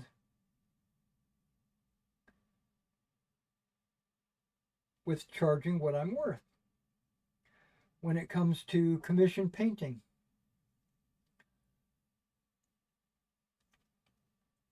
And the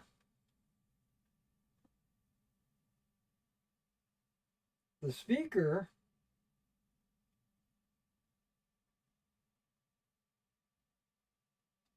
said,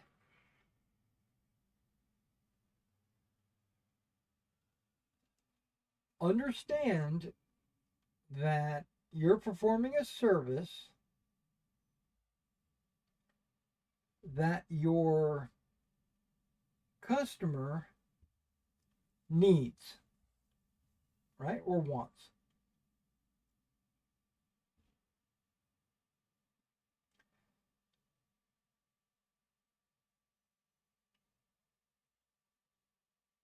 And understand that he has a reason to come to you for this service.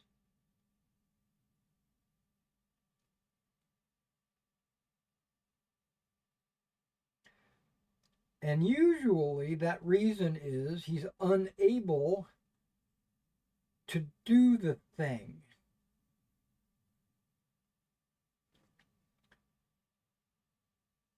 Usually it's unable. Sometimes, but to a lesser extent, sometimes it's he doesn't have time to do it.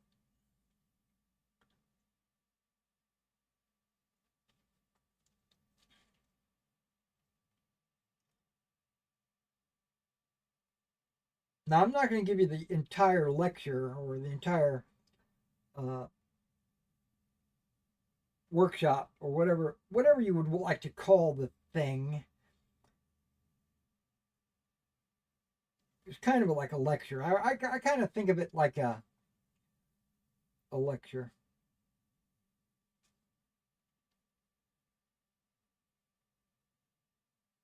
But he said, this is what I took away from it.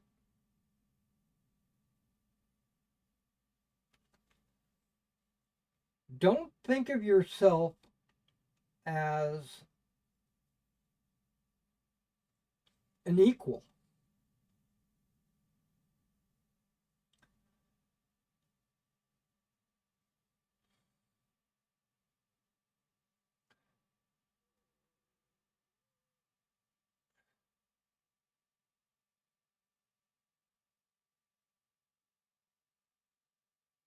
Because to be able to do the thing that you're talking about, whatever it is, in my case, painting,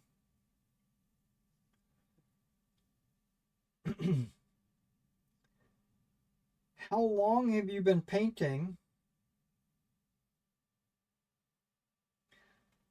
How much have you learned over that course of time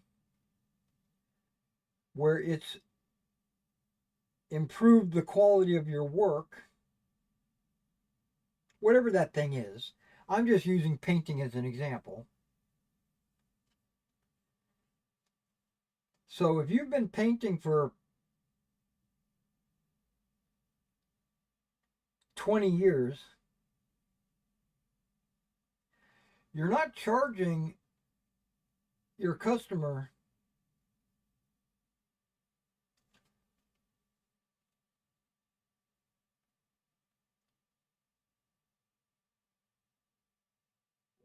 for somebody that's only been painting for 5 years.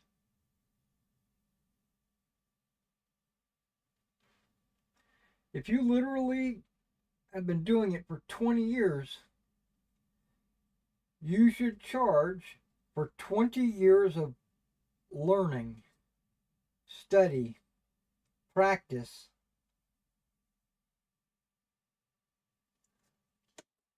and get what's due.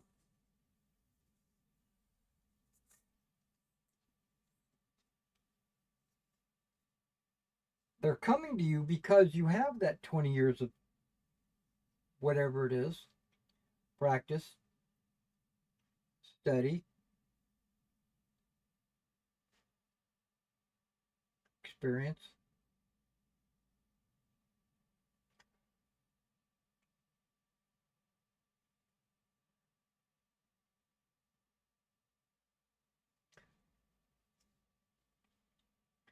He said most people charge an hourly rate for whatever their service is, and they usually charge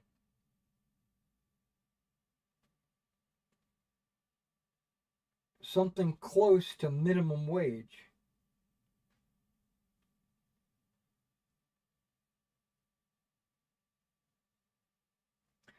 And if you've been doing it for any given amount of time,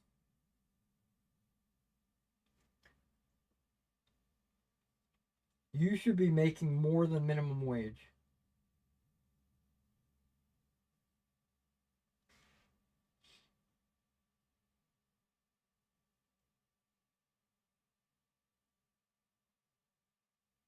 And that struck a nerve with me in a good way.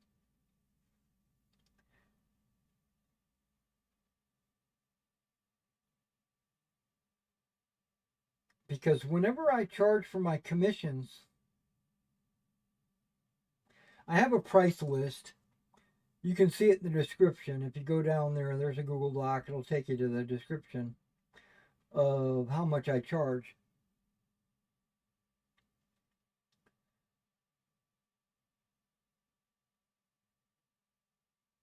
What I have done is I charge per figure, right? But for me to have gotten to that value, like how much I charge,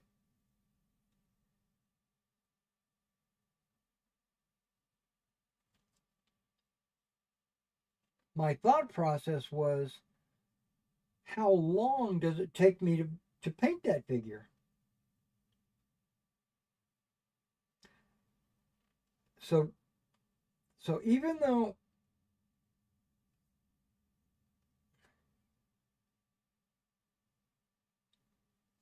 I charge per figure, I'm subconsciously charging by the hour.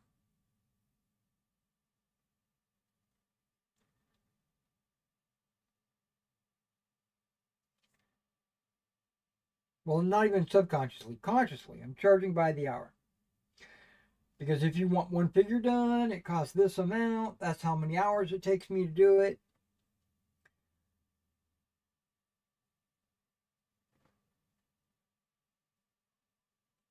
Now, what's funny is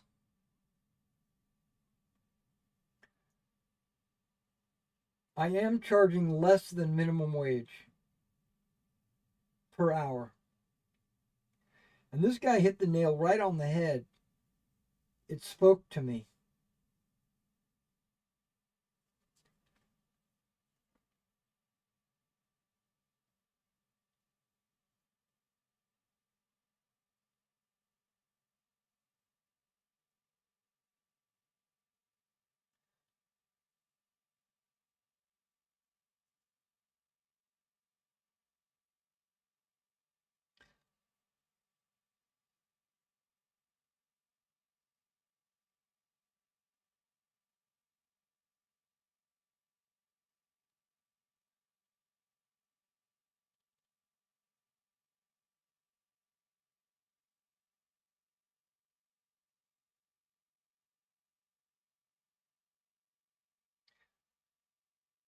Also, if you were here yesterday on my stream,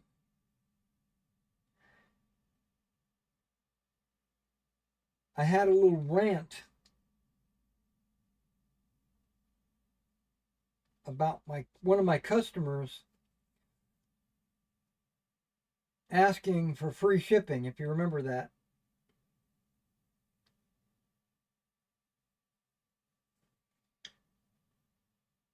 And I thought that was fun. It happens, and I understand people ask. No harm in asking, right?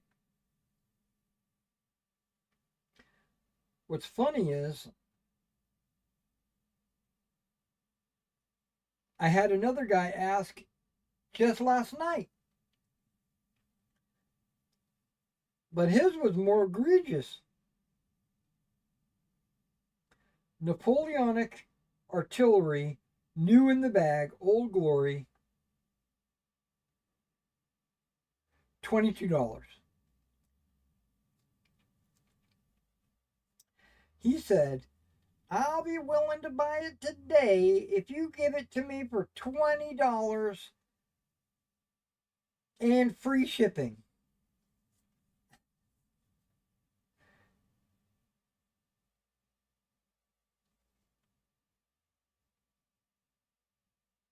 And I had to giggle.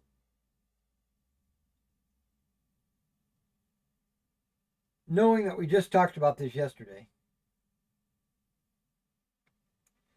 And then it happened last night. I was like, oh my God. I said, how am I going to reply to this guy and not be an asshole? I want to be an asshole, but I don't want to lose a customer, see? I want to tell him that he's an asshole for asking.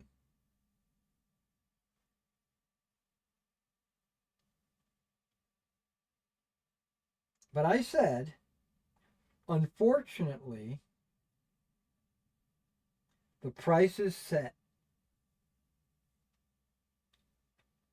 But if you want free shipping, all orders over $50 are free shipping.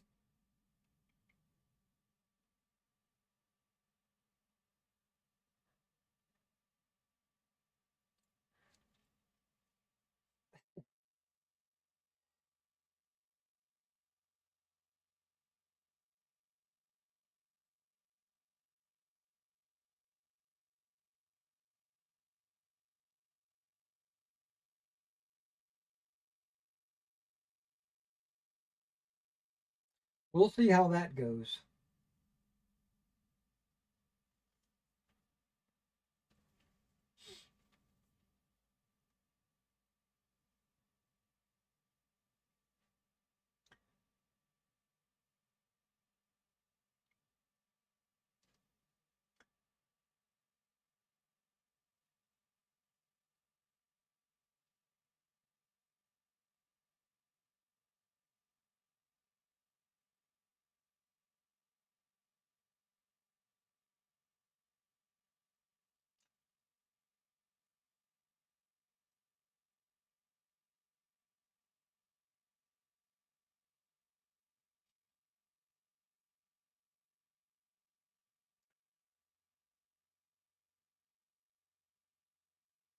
Yeah, I don't think I'm going to have time today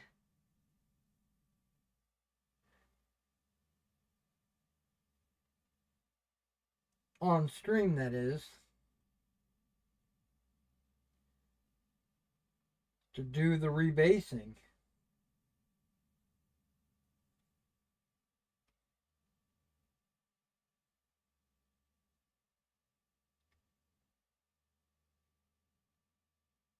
Because I do plan to play a little bit of Star Citizen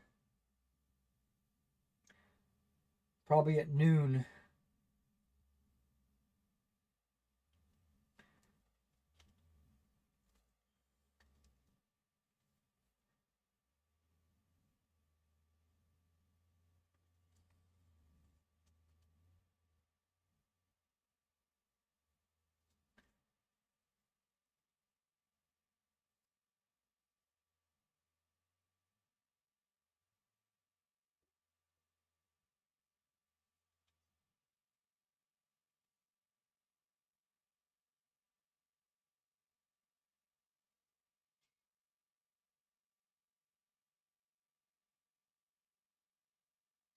I just downloaded an update last night. Haven't logged in, but it's not the 4.4. It's just like a patch update, probably fixes on the current patch.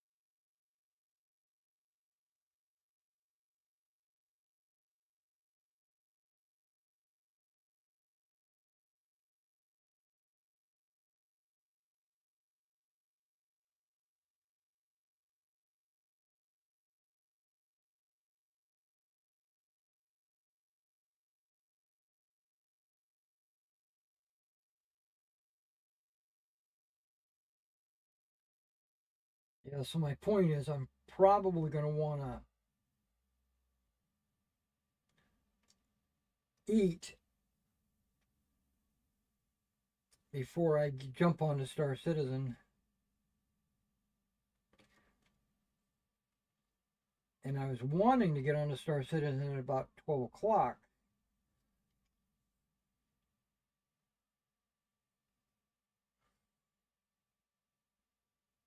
But I also, because I'm so close to getting the white done, I don't want to put this down.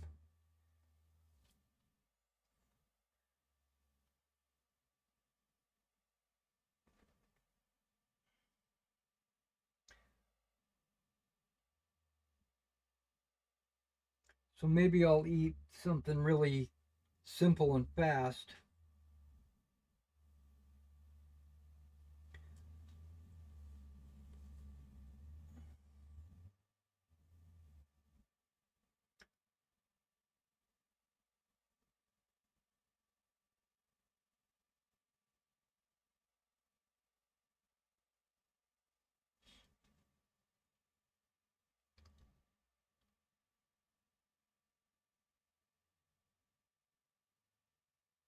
Or I won't worry about it and just eat and then play when I'm done.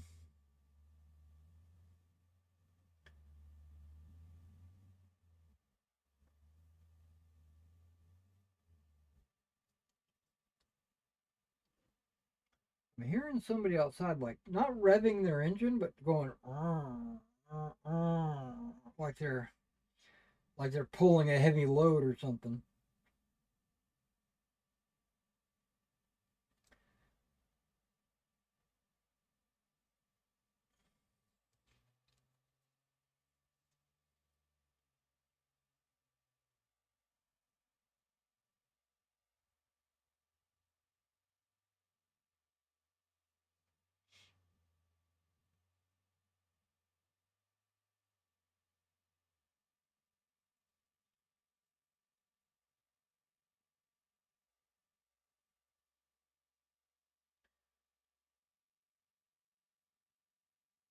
So if I do the wash and then eat and play Star Citizen,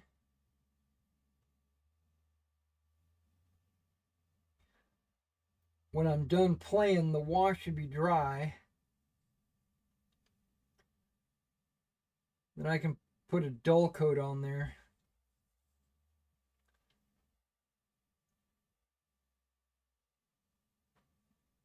Probably. Maybe.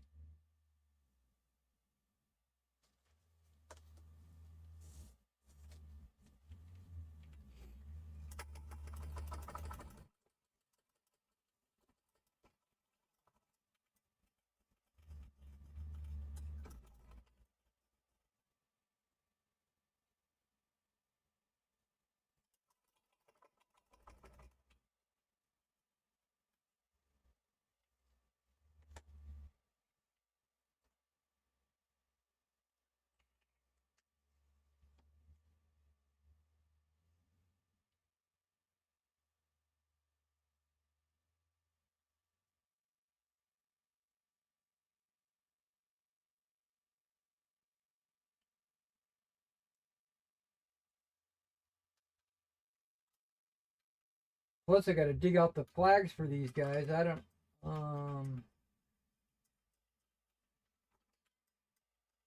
Luckily, these flags are just the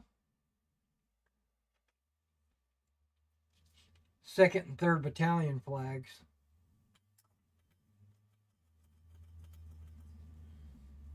There's no regimental flag, so it's really just, if I wanted to, I could make colored pieces of paper.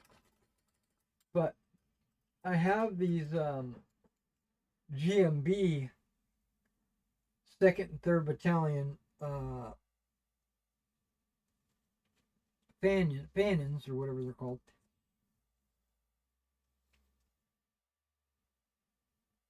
And they look really good, so I'm going to use them.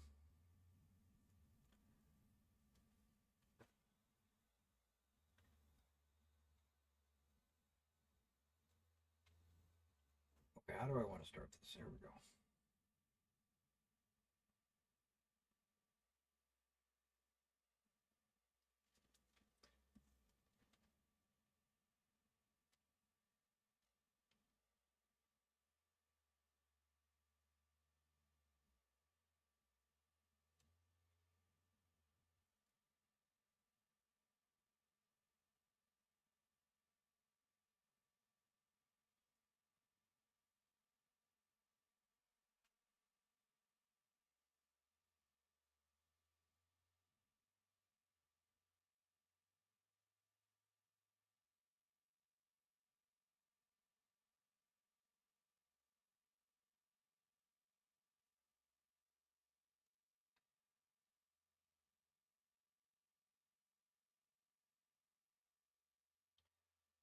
Did go ahead and order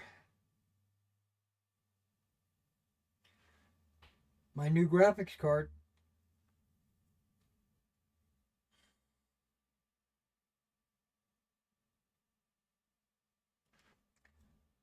And I opted for the free shipping, which means I probably won't get it till Monday. I could have paid extra for faster delivery.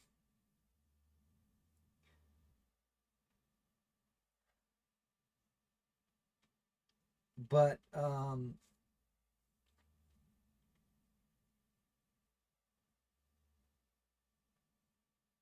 I suspect I'm going to get it before this weekend. But if I don't get it till Monday, that's perfectly fine. That's my expectation.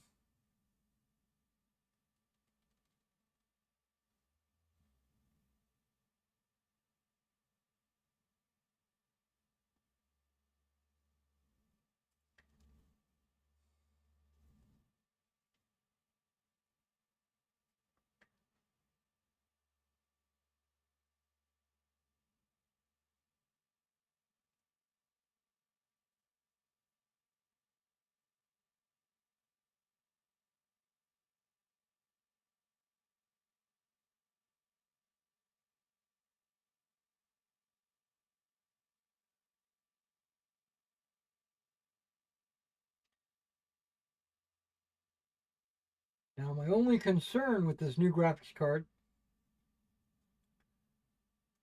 is the power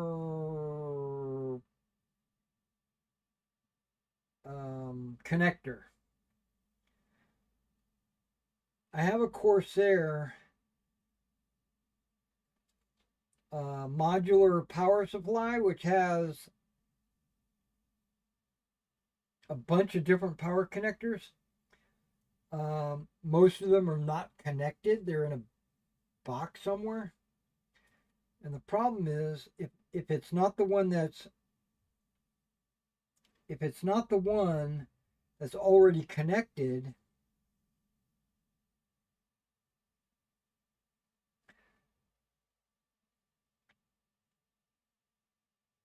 I'll have to go dig up that box from the garage. I think it's in the garage. I think all my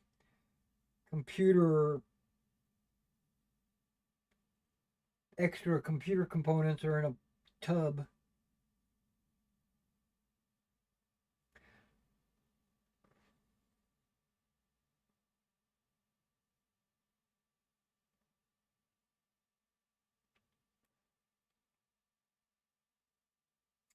Yeah, and I've decided not to buy a second computer.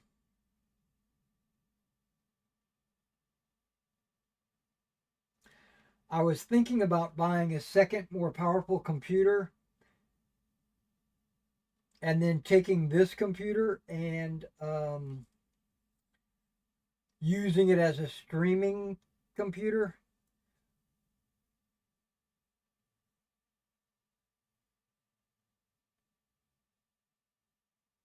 So, like, while I was playing on one computer, the other computer would be streaming.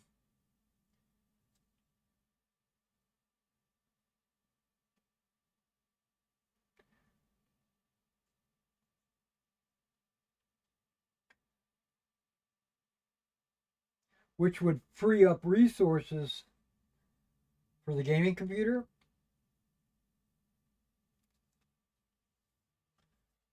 But I decided, nope, I'm not going to do that.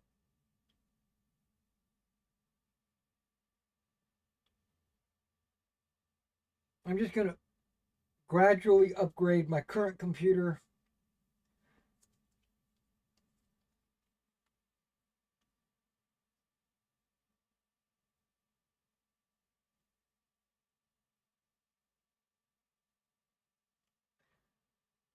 where it will be powerful enough to stream and play. Because that's what I'm currently doing on this computer. I'm streaming and playing.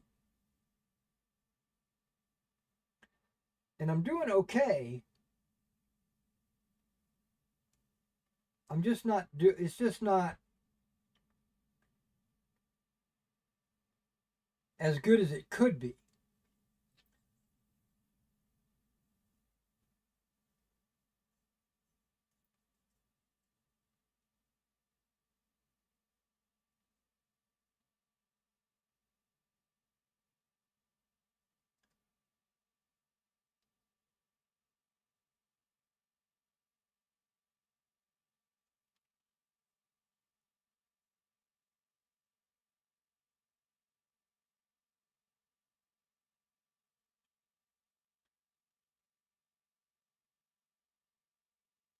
And it came with a free game.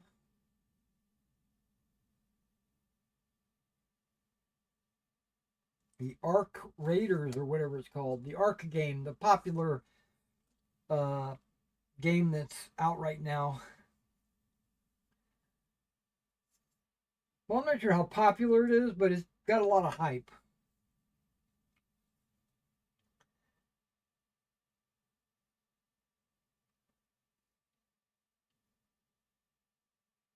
I think it's called Ark Raiders.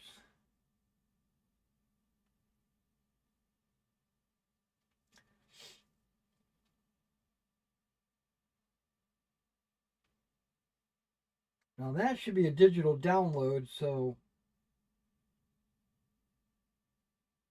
if I wanted to, I think I could download it right now and play it.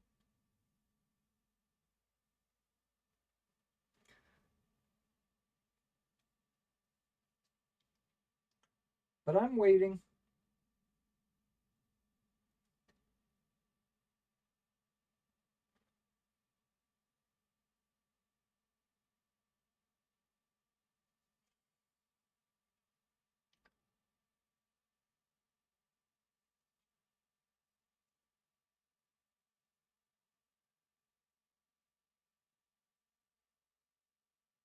I hope it's a Steam code that I can just put into Steam.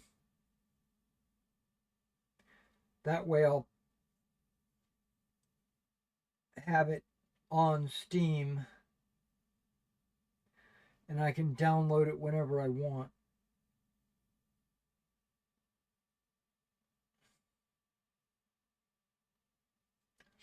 Because I'd like to play that game. It looks fun. Uh-oh, that wasn't good. I'm going to leave that be.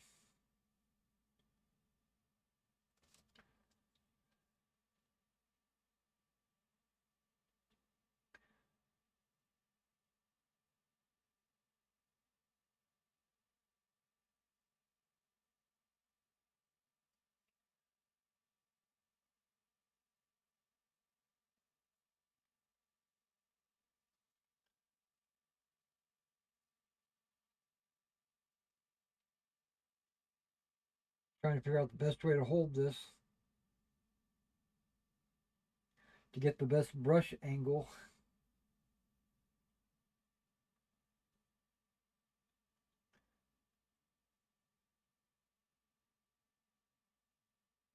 This looks good.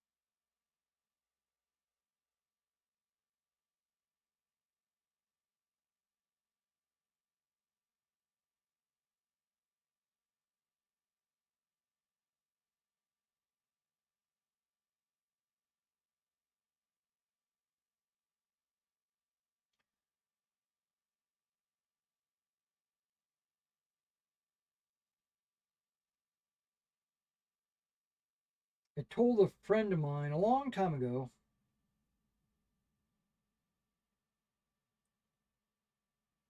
the smaller the figure is,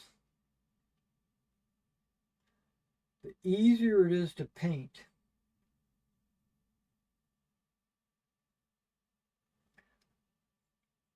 And my explanation or my reasoning was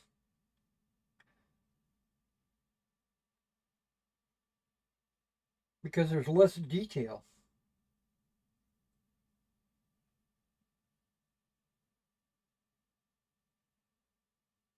You know, you don't see every little button or you don't see every little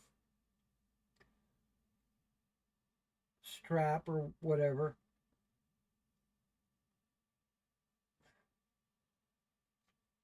But some models have a lot of detail on them, you know. And the bigger you go, like 28 millimeter, some people say, oh, it's easier to paint 28 millimeter. And I look at them like, oh, you must be using speed paints. Or you're not painting everything that you could. You're kind of skipping.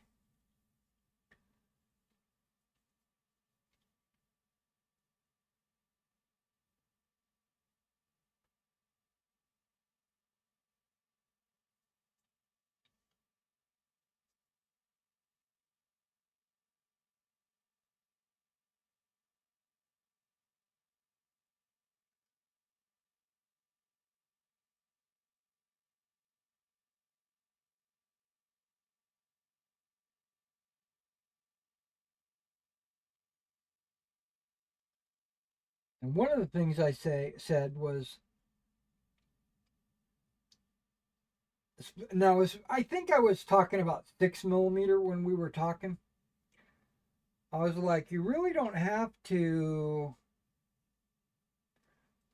pull out any details. All you really need to do is kind of give the illusion of the detail.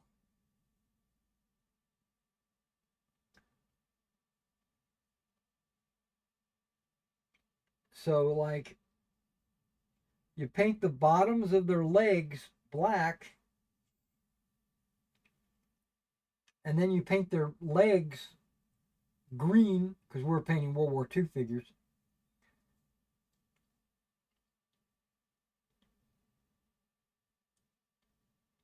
Because you can't really see on the 6 mil figure where the pants stop and the boot starts. But if you paint it like you know,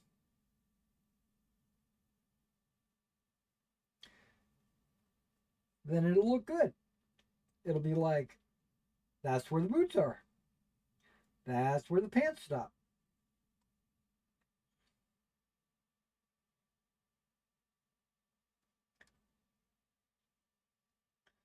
So what I would do is I would just take a brush and rub it across all their faces, and then I would rub it all across their hands, or where their hands should be.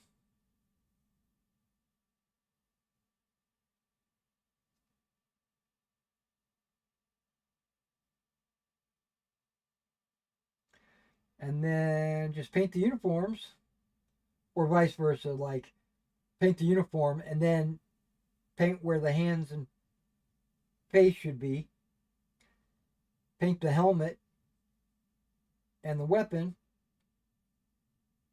and you're done. You don't even really have to paint straps or, rank, because you can't see that.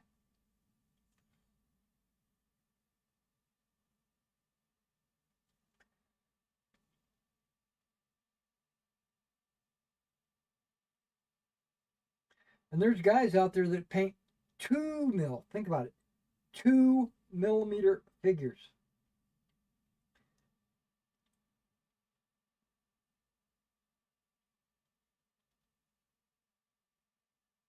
What I say is, if you're going to play a game with 2 millimeter figures,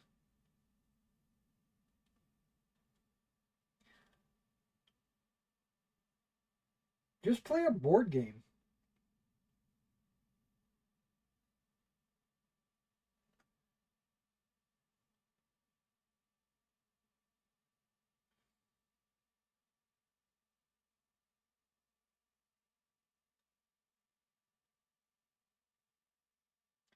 When it came to 6 mil, or one 285th scale micro armor and stuff like that, I debated with myself long and hard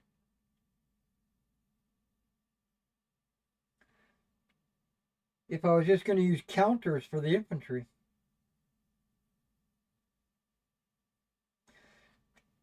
Because they're so small. But no. They actually look pretty good. I had to paint them. I had to use actual machine gunners for machine guns and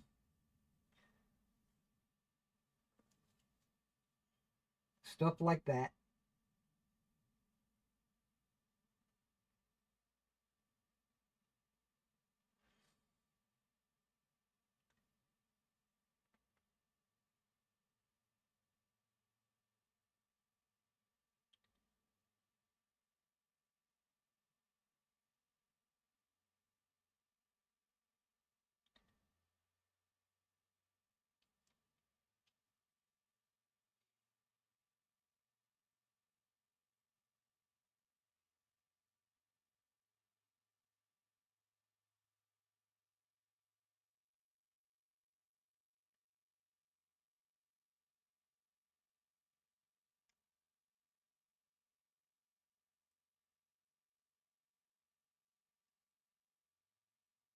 Oh, wait, okay, I missed something. He's got a belt. There we go. Oh, I painted the back of the belt, but just not the front. Okay.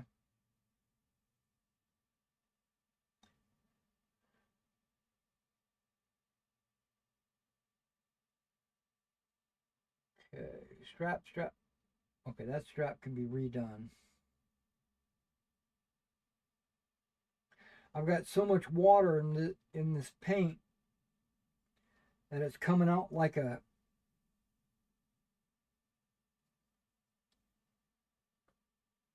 what I normally use for blending. Got to put multiple coats down.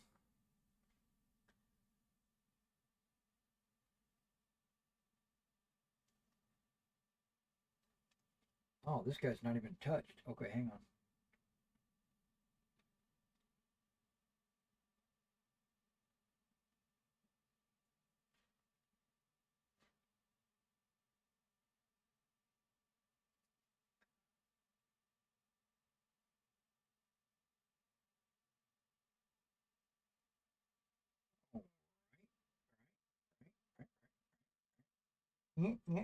Yeah. Okay, that's good. Done. I've only got 3 more sticks left. Guys, I have 3 more sticks. I can see the end. The end is near. Or how does it go? The end is nigh.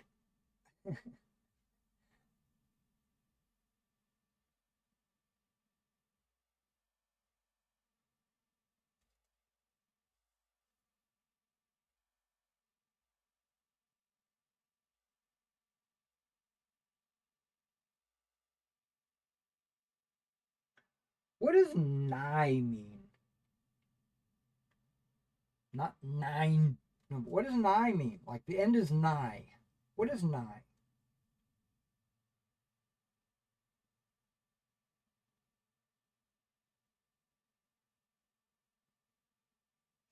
Does that mean like imminent? Probably does.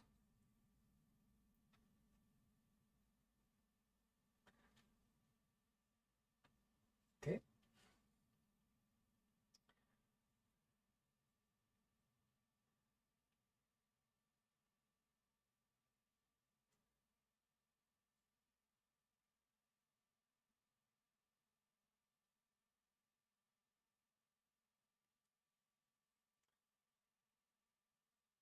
But these are, even though I get the white done, I'm not going to be really done.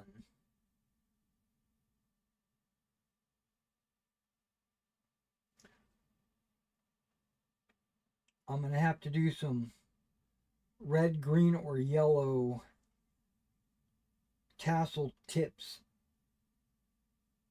I still haven't looked up to see if it's tips or the whole thing. That's what she said. Funny, funny.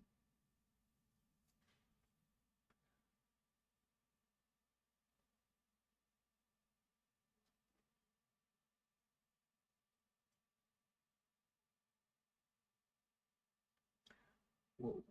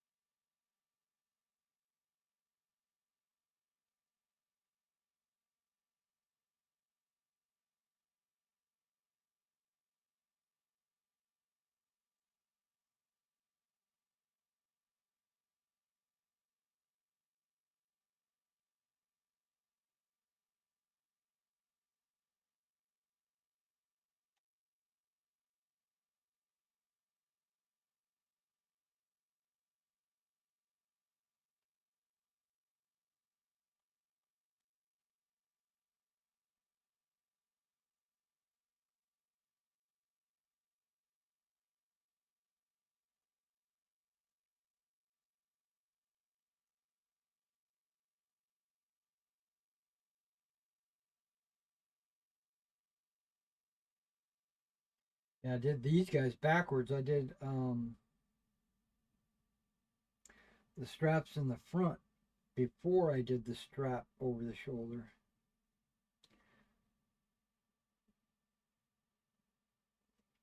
It seemed to be okay.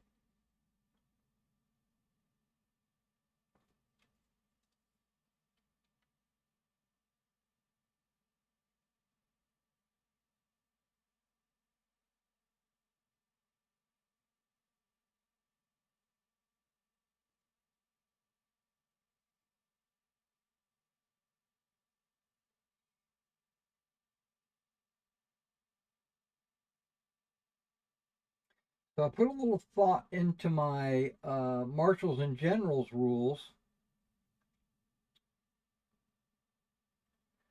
about shooting and melee. I've decided I am going to use the Meg dice.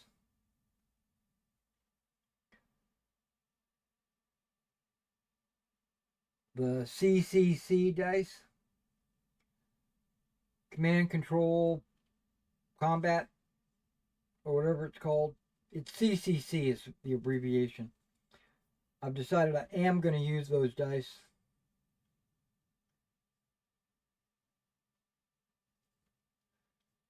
But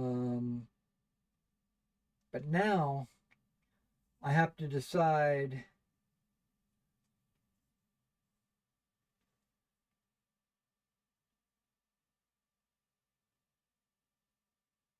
well, there's multiple results on these dice.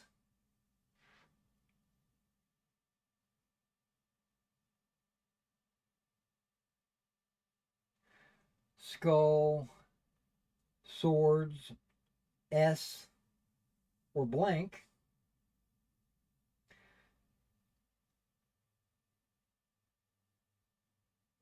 And a skull is, well, in Meg, it's kill a base, where in and the sword is half a base.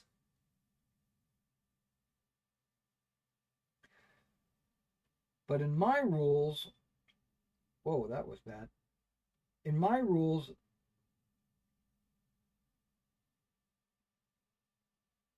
there is no base loss, just hits.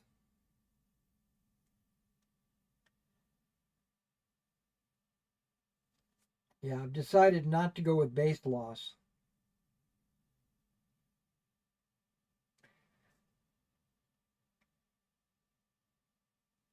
But I kind of like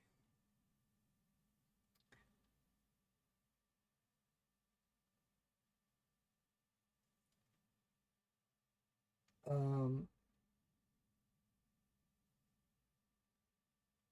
a sword giving one hit and a skull giving 2 hits, which is basically what Meg does.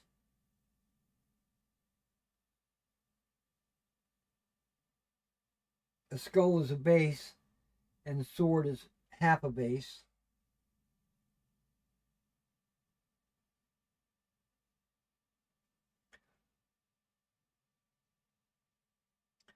And then I got to thinking about Legend of the Five Rings. I don't know, I was thinking about card games and Legend of the Five Rings and maybe buying a bunch of classic cards and playing some solo games on my own or whatever. Because I really liked that game. But it's just not the same anymore ever since they ruined the game. So I was thinking, nah, I'm not going to buy any cards. But what it did was it got me to thinking about the role playing game and how they resolve skills. You have 5 rings, and there are skills that go under each of the rings.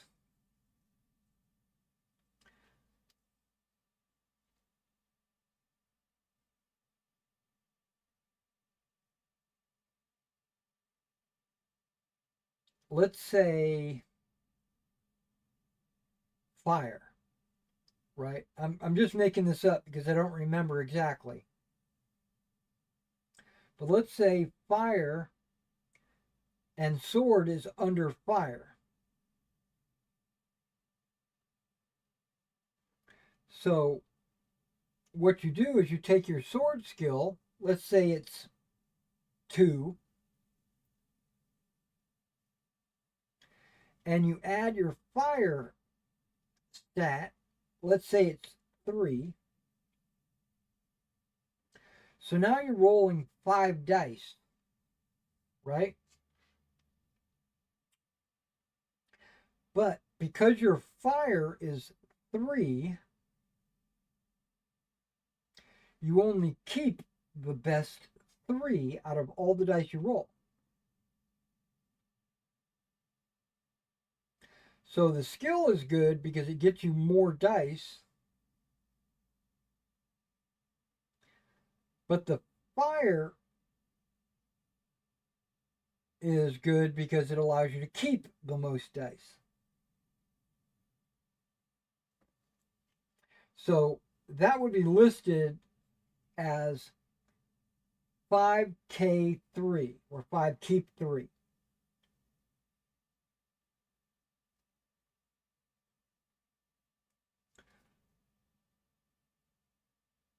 And I was thinking, I was wondering in my head, could I incorporate something like that in my Marshals and Generals? Where, let's say,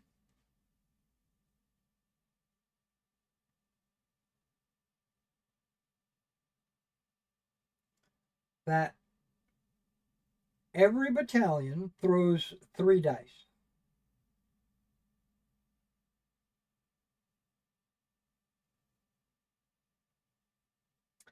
But you only keep 2.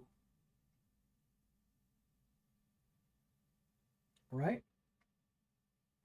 So you throw 3, you keep 2. That's kind of the basic attack.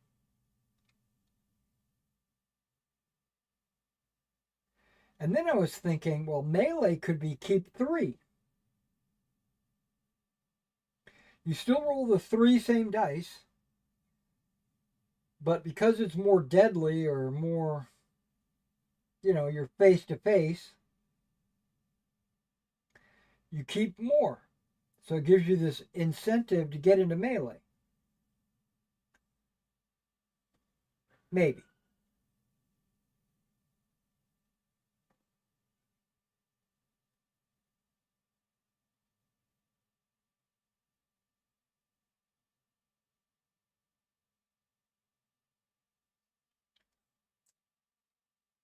And then I thought, well, there are certain units that might throw more dice, or they might keep more dice. So let's say, like, a rifle arm unit, like the 95th Rifles. When they shoot, maybe they throw 3 dice but get to keep all 3, just like melee. So they're not really doing more, but they are, because they get to keep that extra die. So that's kind of like devastating, right? That's what I was. Oh, I'm on the last stick, guys. So I was thinking that would be like extra devastating, probably too powerful. But what if instead of 3-2 or 3-3, like I was saying, throw 3 dice and keep all of them, and potentially doing 6 damage? Maybe they throw an extra die, but they still only keep 2.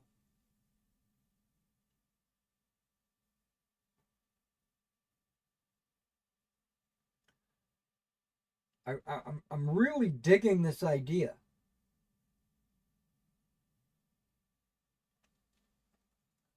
of the adjusting how many dice you roll or how many dice you keep.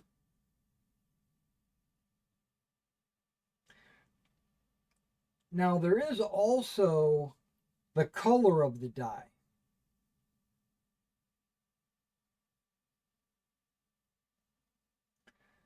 Um, each die is not created equal.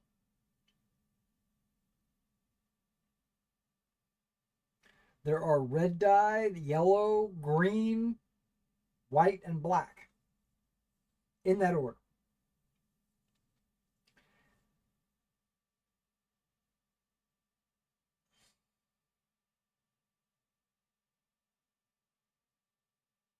Now, in Meg, which um, I'm basing a lot of my combat on Meg, to be honest. But in Meg, you, depending on modifiers, they call them ups.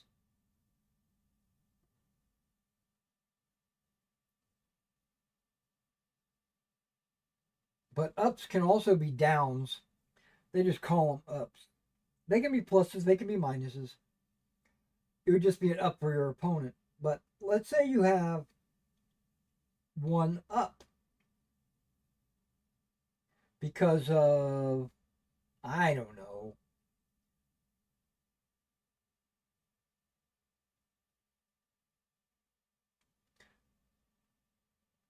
maybe you're sharpshooters or something, and that gives you an up in shooting. So you're rolling 3 dice, keeping 2. Well, hold on, back up. In Meg, you don't. That's not a thing. You just roll 1 die per base. Period.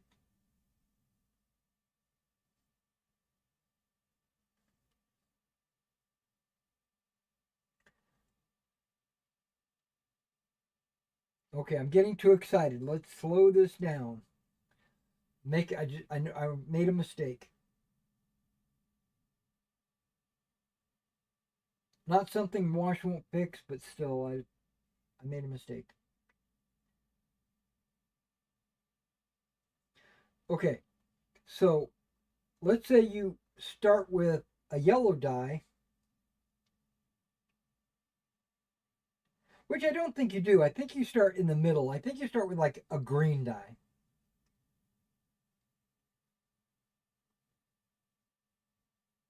And if you have 1 up, then it goes to a yellow die.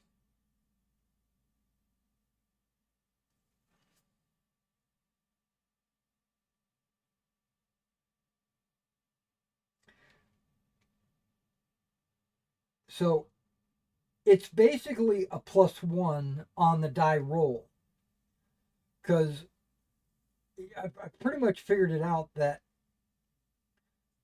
the dice, each die up is just a +1.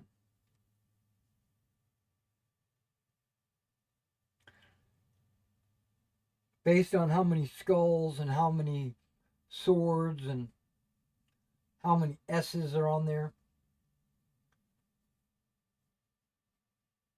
Because every die is different. But they're all just one better than the next one. And when you get to the end of the list, a red, if you have any ups, then you keep the red, but you also roll another die. I think it's yellow. Maybe it might be white. It might be white.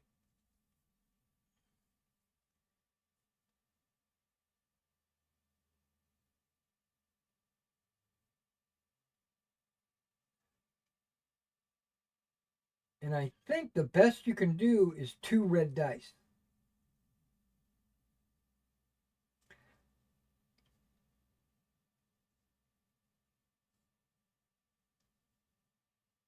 Knowing the way the dice are built, I can reverse engineer that to do what I want it to do in my game.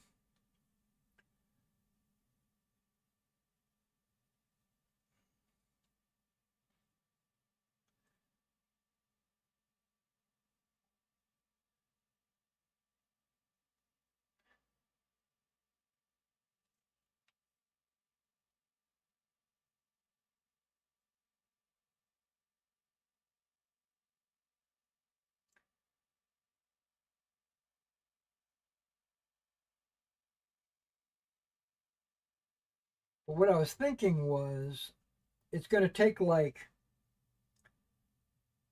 6 hits or 4 hits, 4 or 6. I'm thinking equal to the number of bases. So like if a unit is 4 bases, which most units are, then it'll just take 4 hits.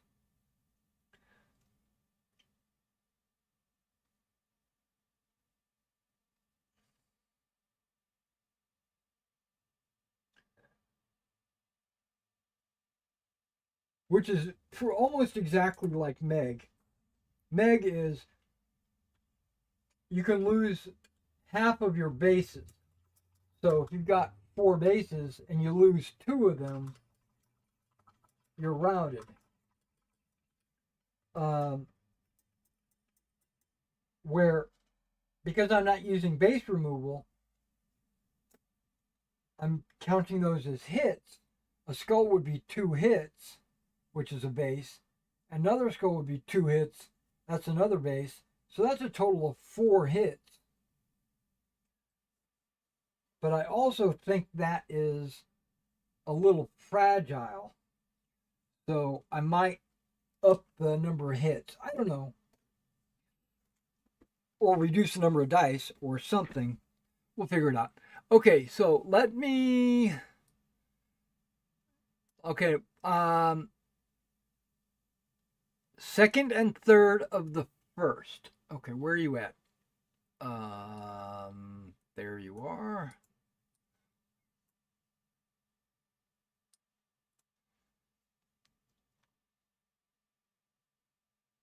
Just so you can see what I'm looking at. Whoa, you cannot see what I'm looking at. Okay.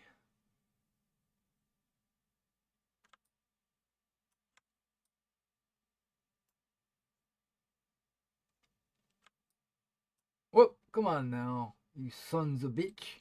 Okay. That's far enough. Okay, what unit? France. Line. It's supposed to be translated. It says Ligny. Okay. Well, wait. I don't care. What did I say? Second and third of the first. Okay. Second Battalion.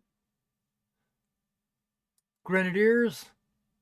All red. Okay. All red.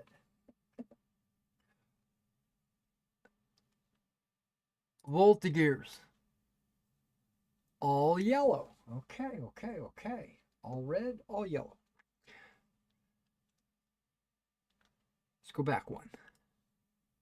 Back another one. 3rd Battalion.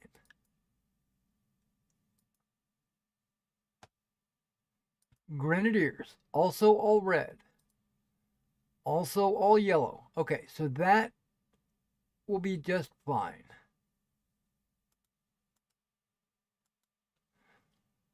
And then the last battalion in my list is the 2nd of the 3rd. All green. Oh, look at that. Oh, wait. Grenadiers, all red. Voltigeurs, all yellow. What is this?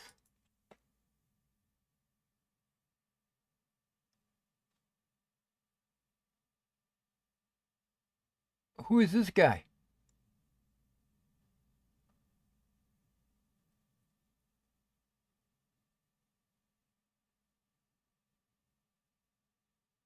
It doesn't say who it is.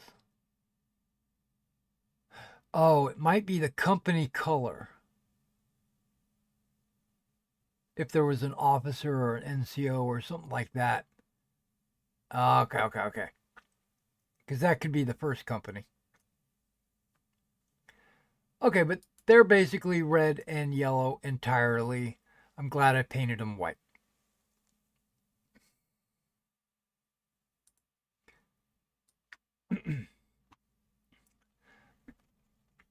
Okay.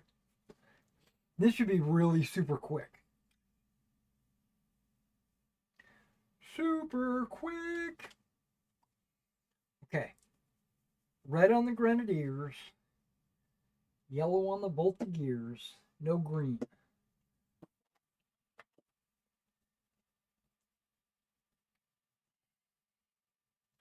And I'm just using matte red.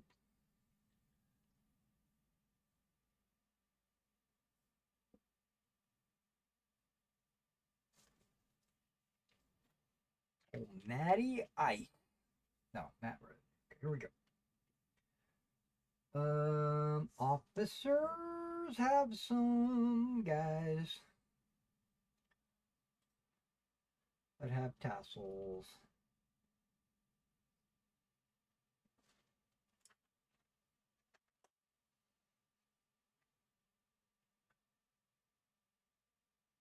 That's you. And you. And you. Alright. Alright. There are 3 grenadiers.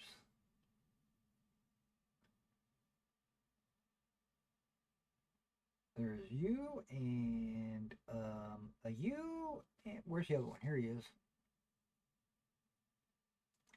And you. Okay, so what I'm planning on doing with my bases, I'm putting 6 figures on a base, as you probably already know.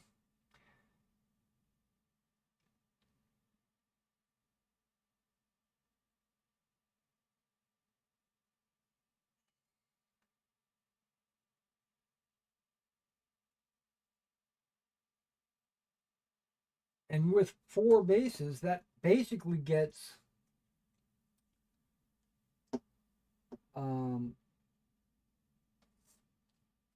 okay, hold on. 6 figures base. I'm basically doing 3 figures a company. So, okay, there's only one that really has an exposed tassel. So basically 3 grenadiers, 3 voltigears, 3 first company, 3 second company, all the way up. And then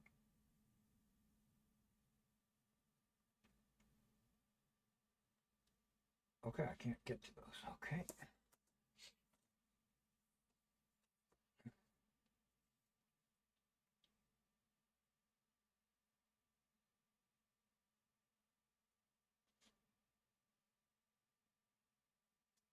So what I'm planning on doing is putting 3 grenadiers on a base along with 3 voltigears. And then on another base, I'm going to have the blue pom-poms and the orange pom-poms, or the green pom-poms with the purple pom-poms.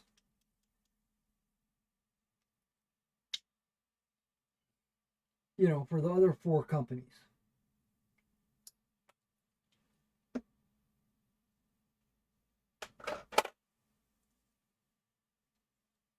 Okay.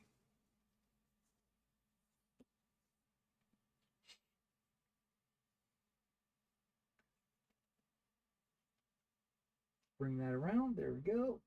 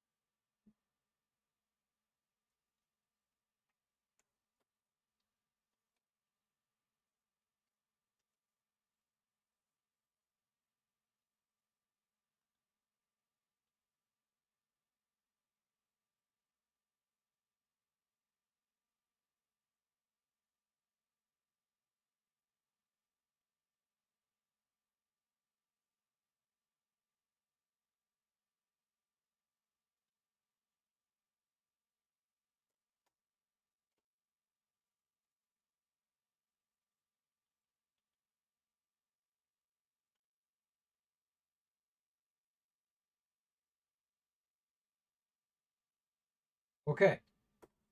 These guys are done.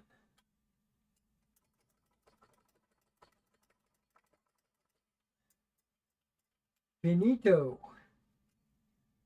Okay, I'm going to give them probably like 2 or 3 minutes to dry before I do the wash.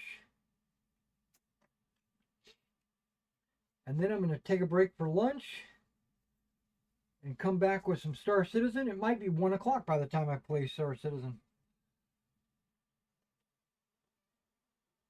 We'll have to see.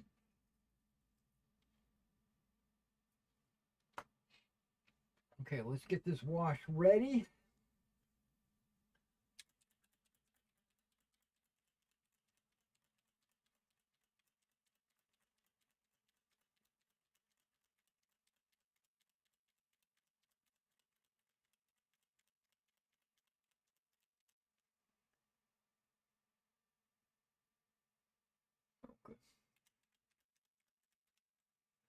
what happens if I click on this? Okay. There were some red lines on my OBS. Okay, we're going soft tone. I think this is a new one, even though I've got an open one. Maybe not.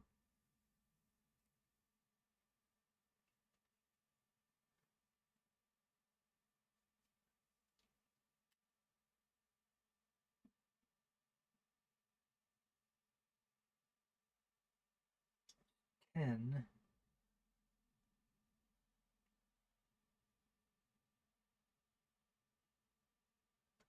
20.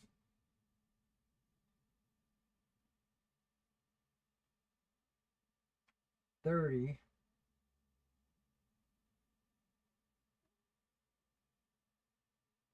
There's 40. It might be too much. It might be too little. Now this right here is a mixture about 20 parts water to 1 part flow additive.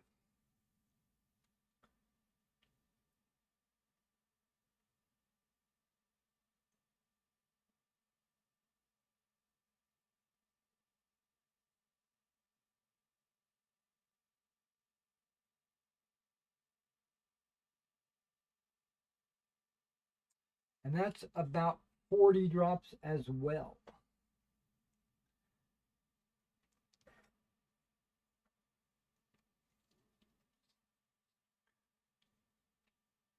Okay, 40-40. That 20-to-1 flow additive to water is probably not correct. It's probably closer to 10-to-1. The packaging says 20-to-1, I think. That's matte medium. That's not it. This is over here. Fluid medium. That's not it. Oh, come on, glue. You're getting in my way. Actually, this might be it. Flow additive, or I should say flow aid additive, enhances flow. Okay, right. I wrote on the top 1-to-20 directions for acrylic colors only. Always dilute with water before mixing with color. 1 part flow aid, 20 parts water. Don't add more than 25% by volume or mix with other additives. Yeah, so I don't think it's 20-to-1. I don't think it's official. I think I did more. I eyeballed it, and I think I eyeballed it right at about 10-to-1.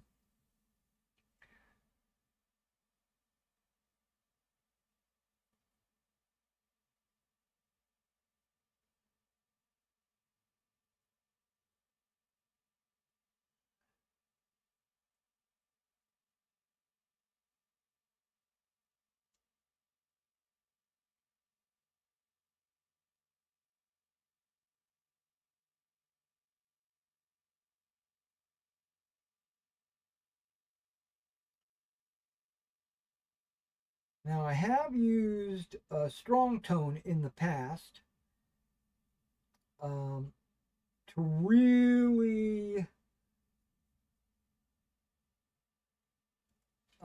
define the black lining, you know, the transition in colors and textures and stuff. But I found that dark tone, or not dark tone, but strong tone is great for World War II and maybe ancients. But when it comes to Napoleonics, I think soft tone is better. Because it doesn't, because one of the strong, for me anyway, one of the defining features or the things I like about Napoleonics is the bright colors. You know, the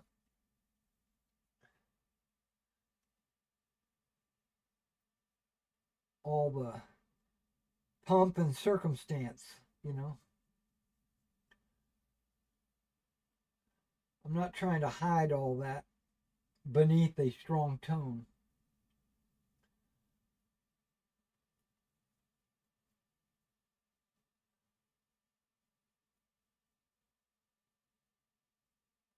They do make a light tone, but I think that one is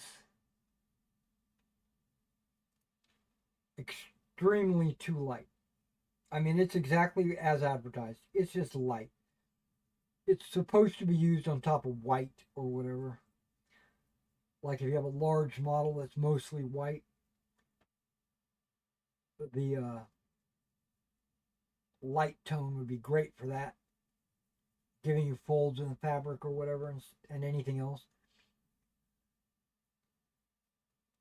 But I do want there to be pigment, darker pigment that fills up the shadows, but not to the point where it makes everything super dark. So I compromise with soft tone.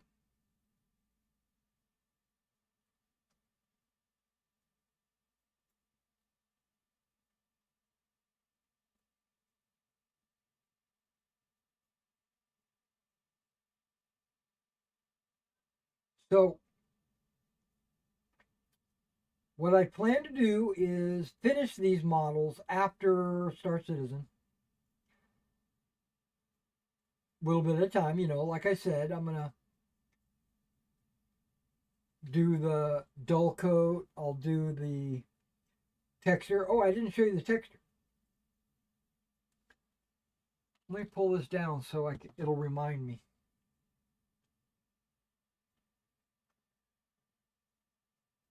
This is brown. This is European.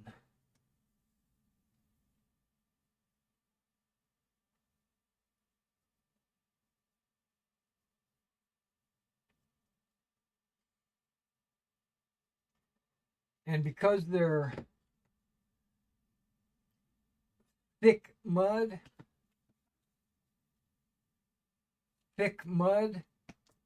it's probably going to be thick.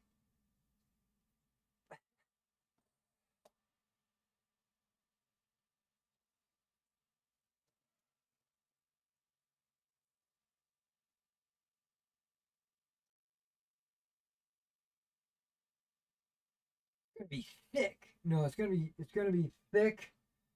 So it's gonna be a lot of texture to it. And that one's gonna be like extra dark.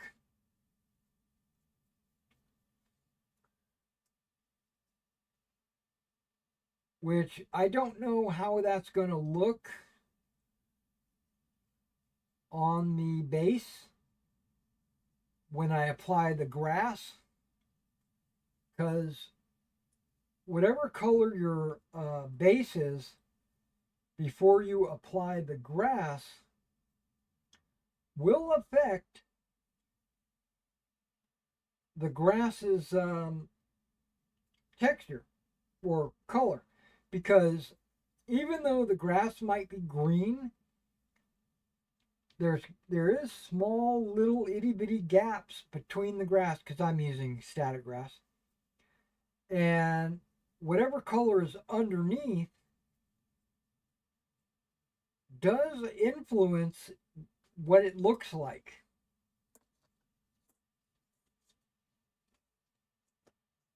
I was using a earth tone, earth brown, which is a little bit more red than this.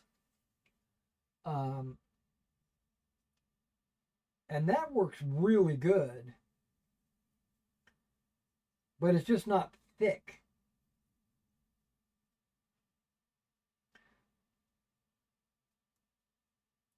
So I switched to the European thick mud.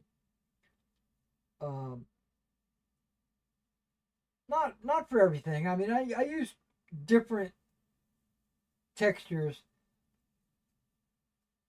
pretty much every time I do a batch of models.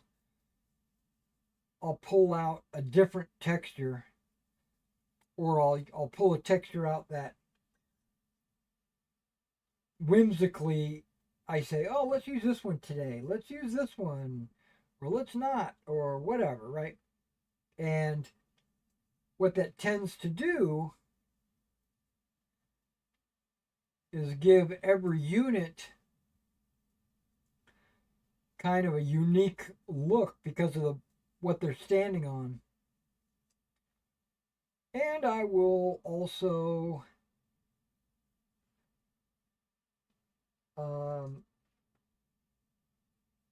rotate which flock I'm using.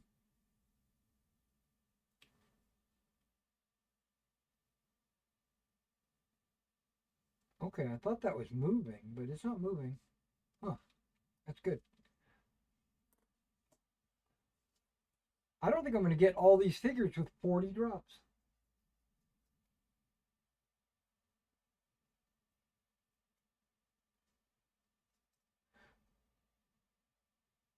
Which I wasn't sure how far 40 was going to get me. But once I figure that out, then I'll know how many more drops I need.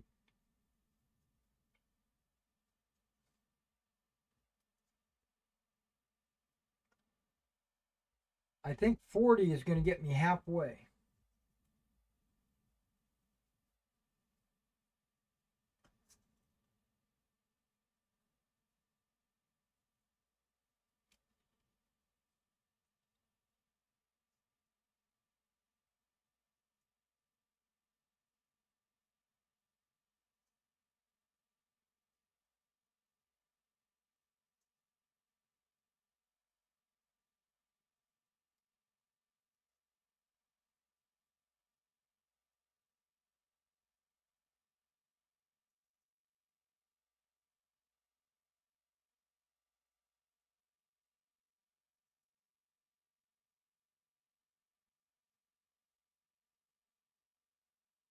Okay, you'd probably get me just a little bit further than halfway.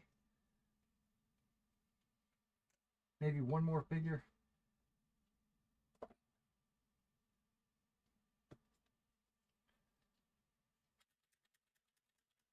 So let's do 39.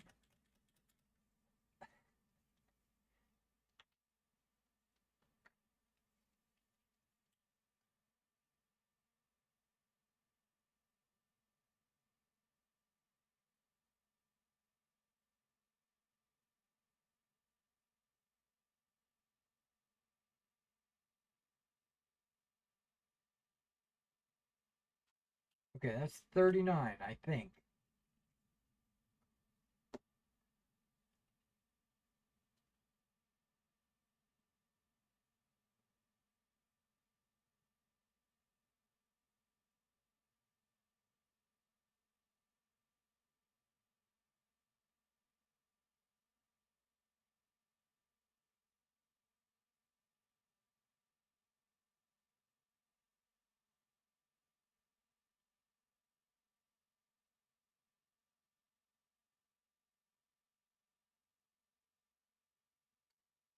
And I think that was 39 as well.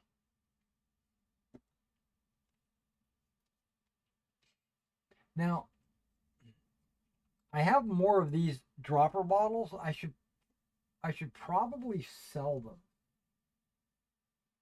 Because there's people like you out there that might appreciate a dropper bottle like that. I think I got a dozen of them when I got them.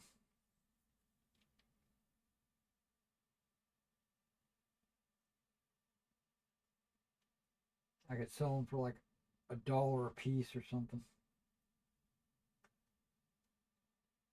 They have like a metal tip for precise dropping. It's really cool. Well, that's why I got them. And I thought I was going to be putting multiple mixtures in different bottles, because I've got like paint mixing medium. I've got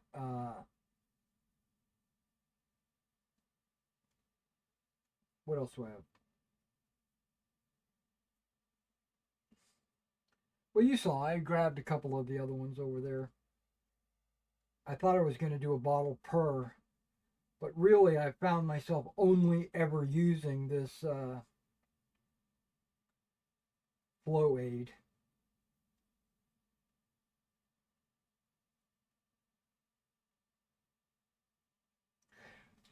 When I use the mixing medium,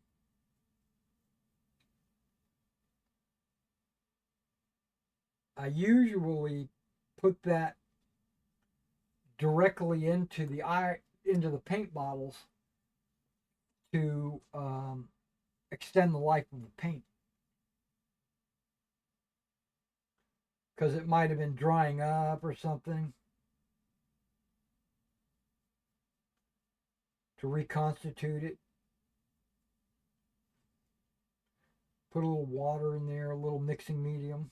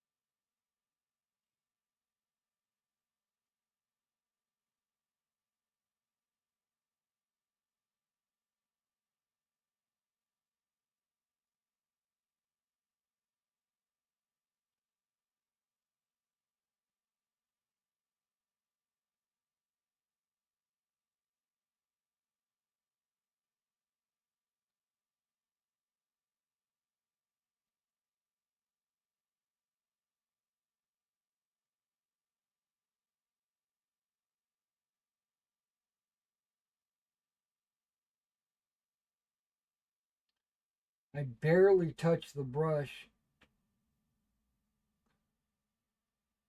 into the wash. I let the brush's capillary action soak in. You know, I don't stick it down in there. I just put it on the edge. I let the brush absorb it.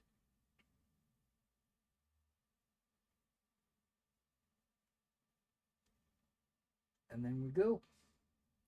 We go about it. We go about our business.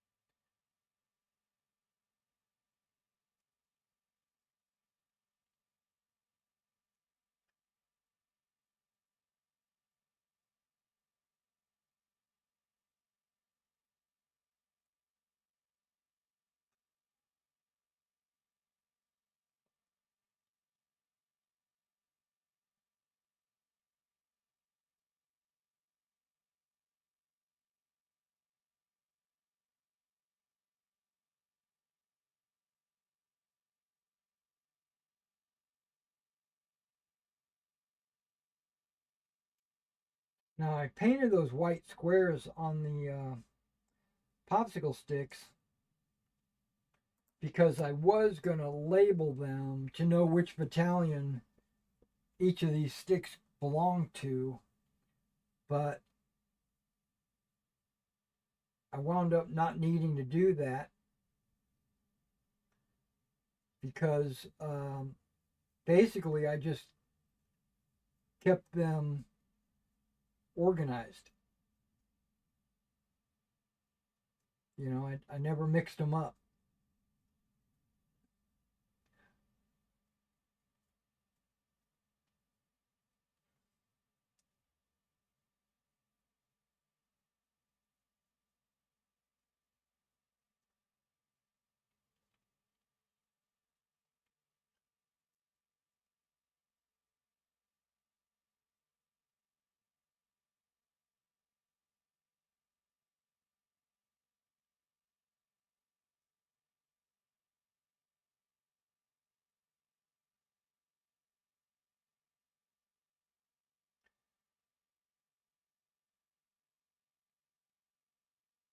Now I could put the Voltigears with one of the Fusilier units, and then I could put the Grenadiers with another Fusilier unit.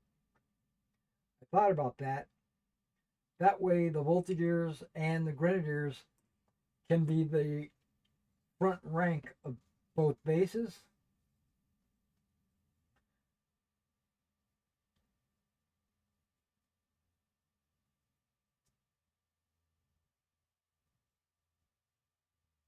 So I've considered that.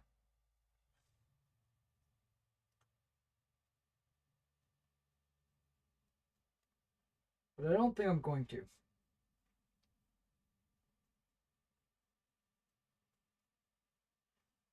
Maybe I will. I don't know.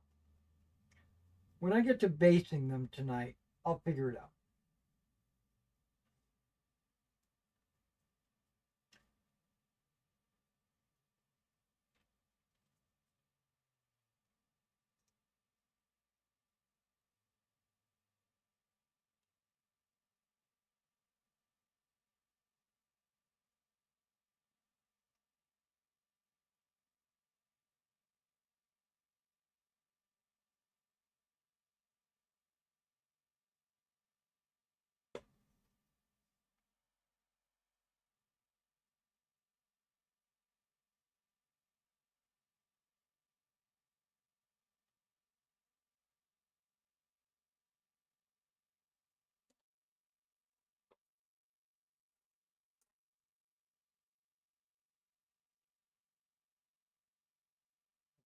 Should be enough here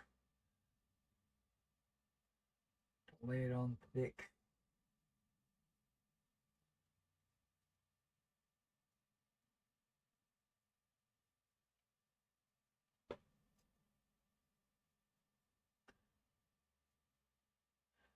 If it puddles up or pulls up too much, I'll get in there with the brush and kind of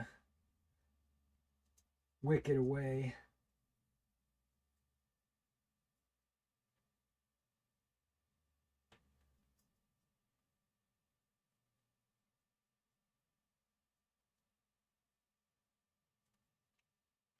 But what I was getting ready to say, I think I started to say this twice already and got distracted.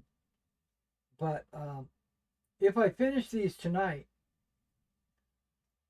I'm going to record a video updating my project.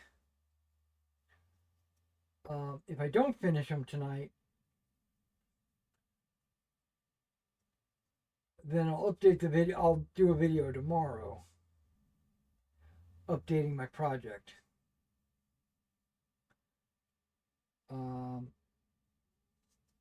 There we go. And I got a little bit left over. But I'm not going to use it because I've got everybody covered already.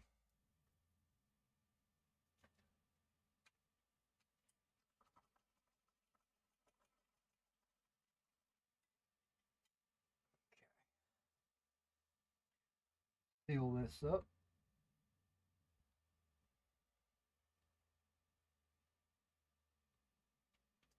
Okay.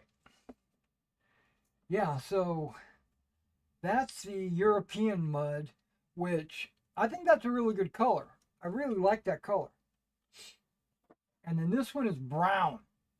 That's like brown. So These guys are all going to get the brown treatment. And then I'll put the grass on them. And when I do my update, my project update, you'll have to be the judge of whether or not you like it or not. If you want to see other units with this mud, I've already done like other units with that mud. Maybe I'll pull a few of those out or something. I don't know. All right, guys. Well, that's it. I'm going to go get something to eat and then come back in about 30 minutes or so, maybe 1 o'clock. And what I'll do is I'll be playing some Star Citizen.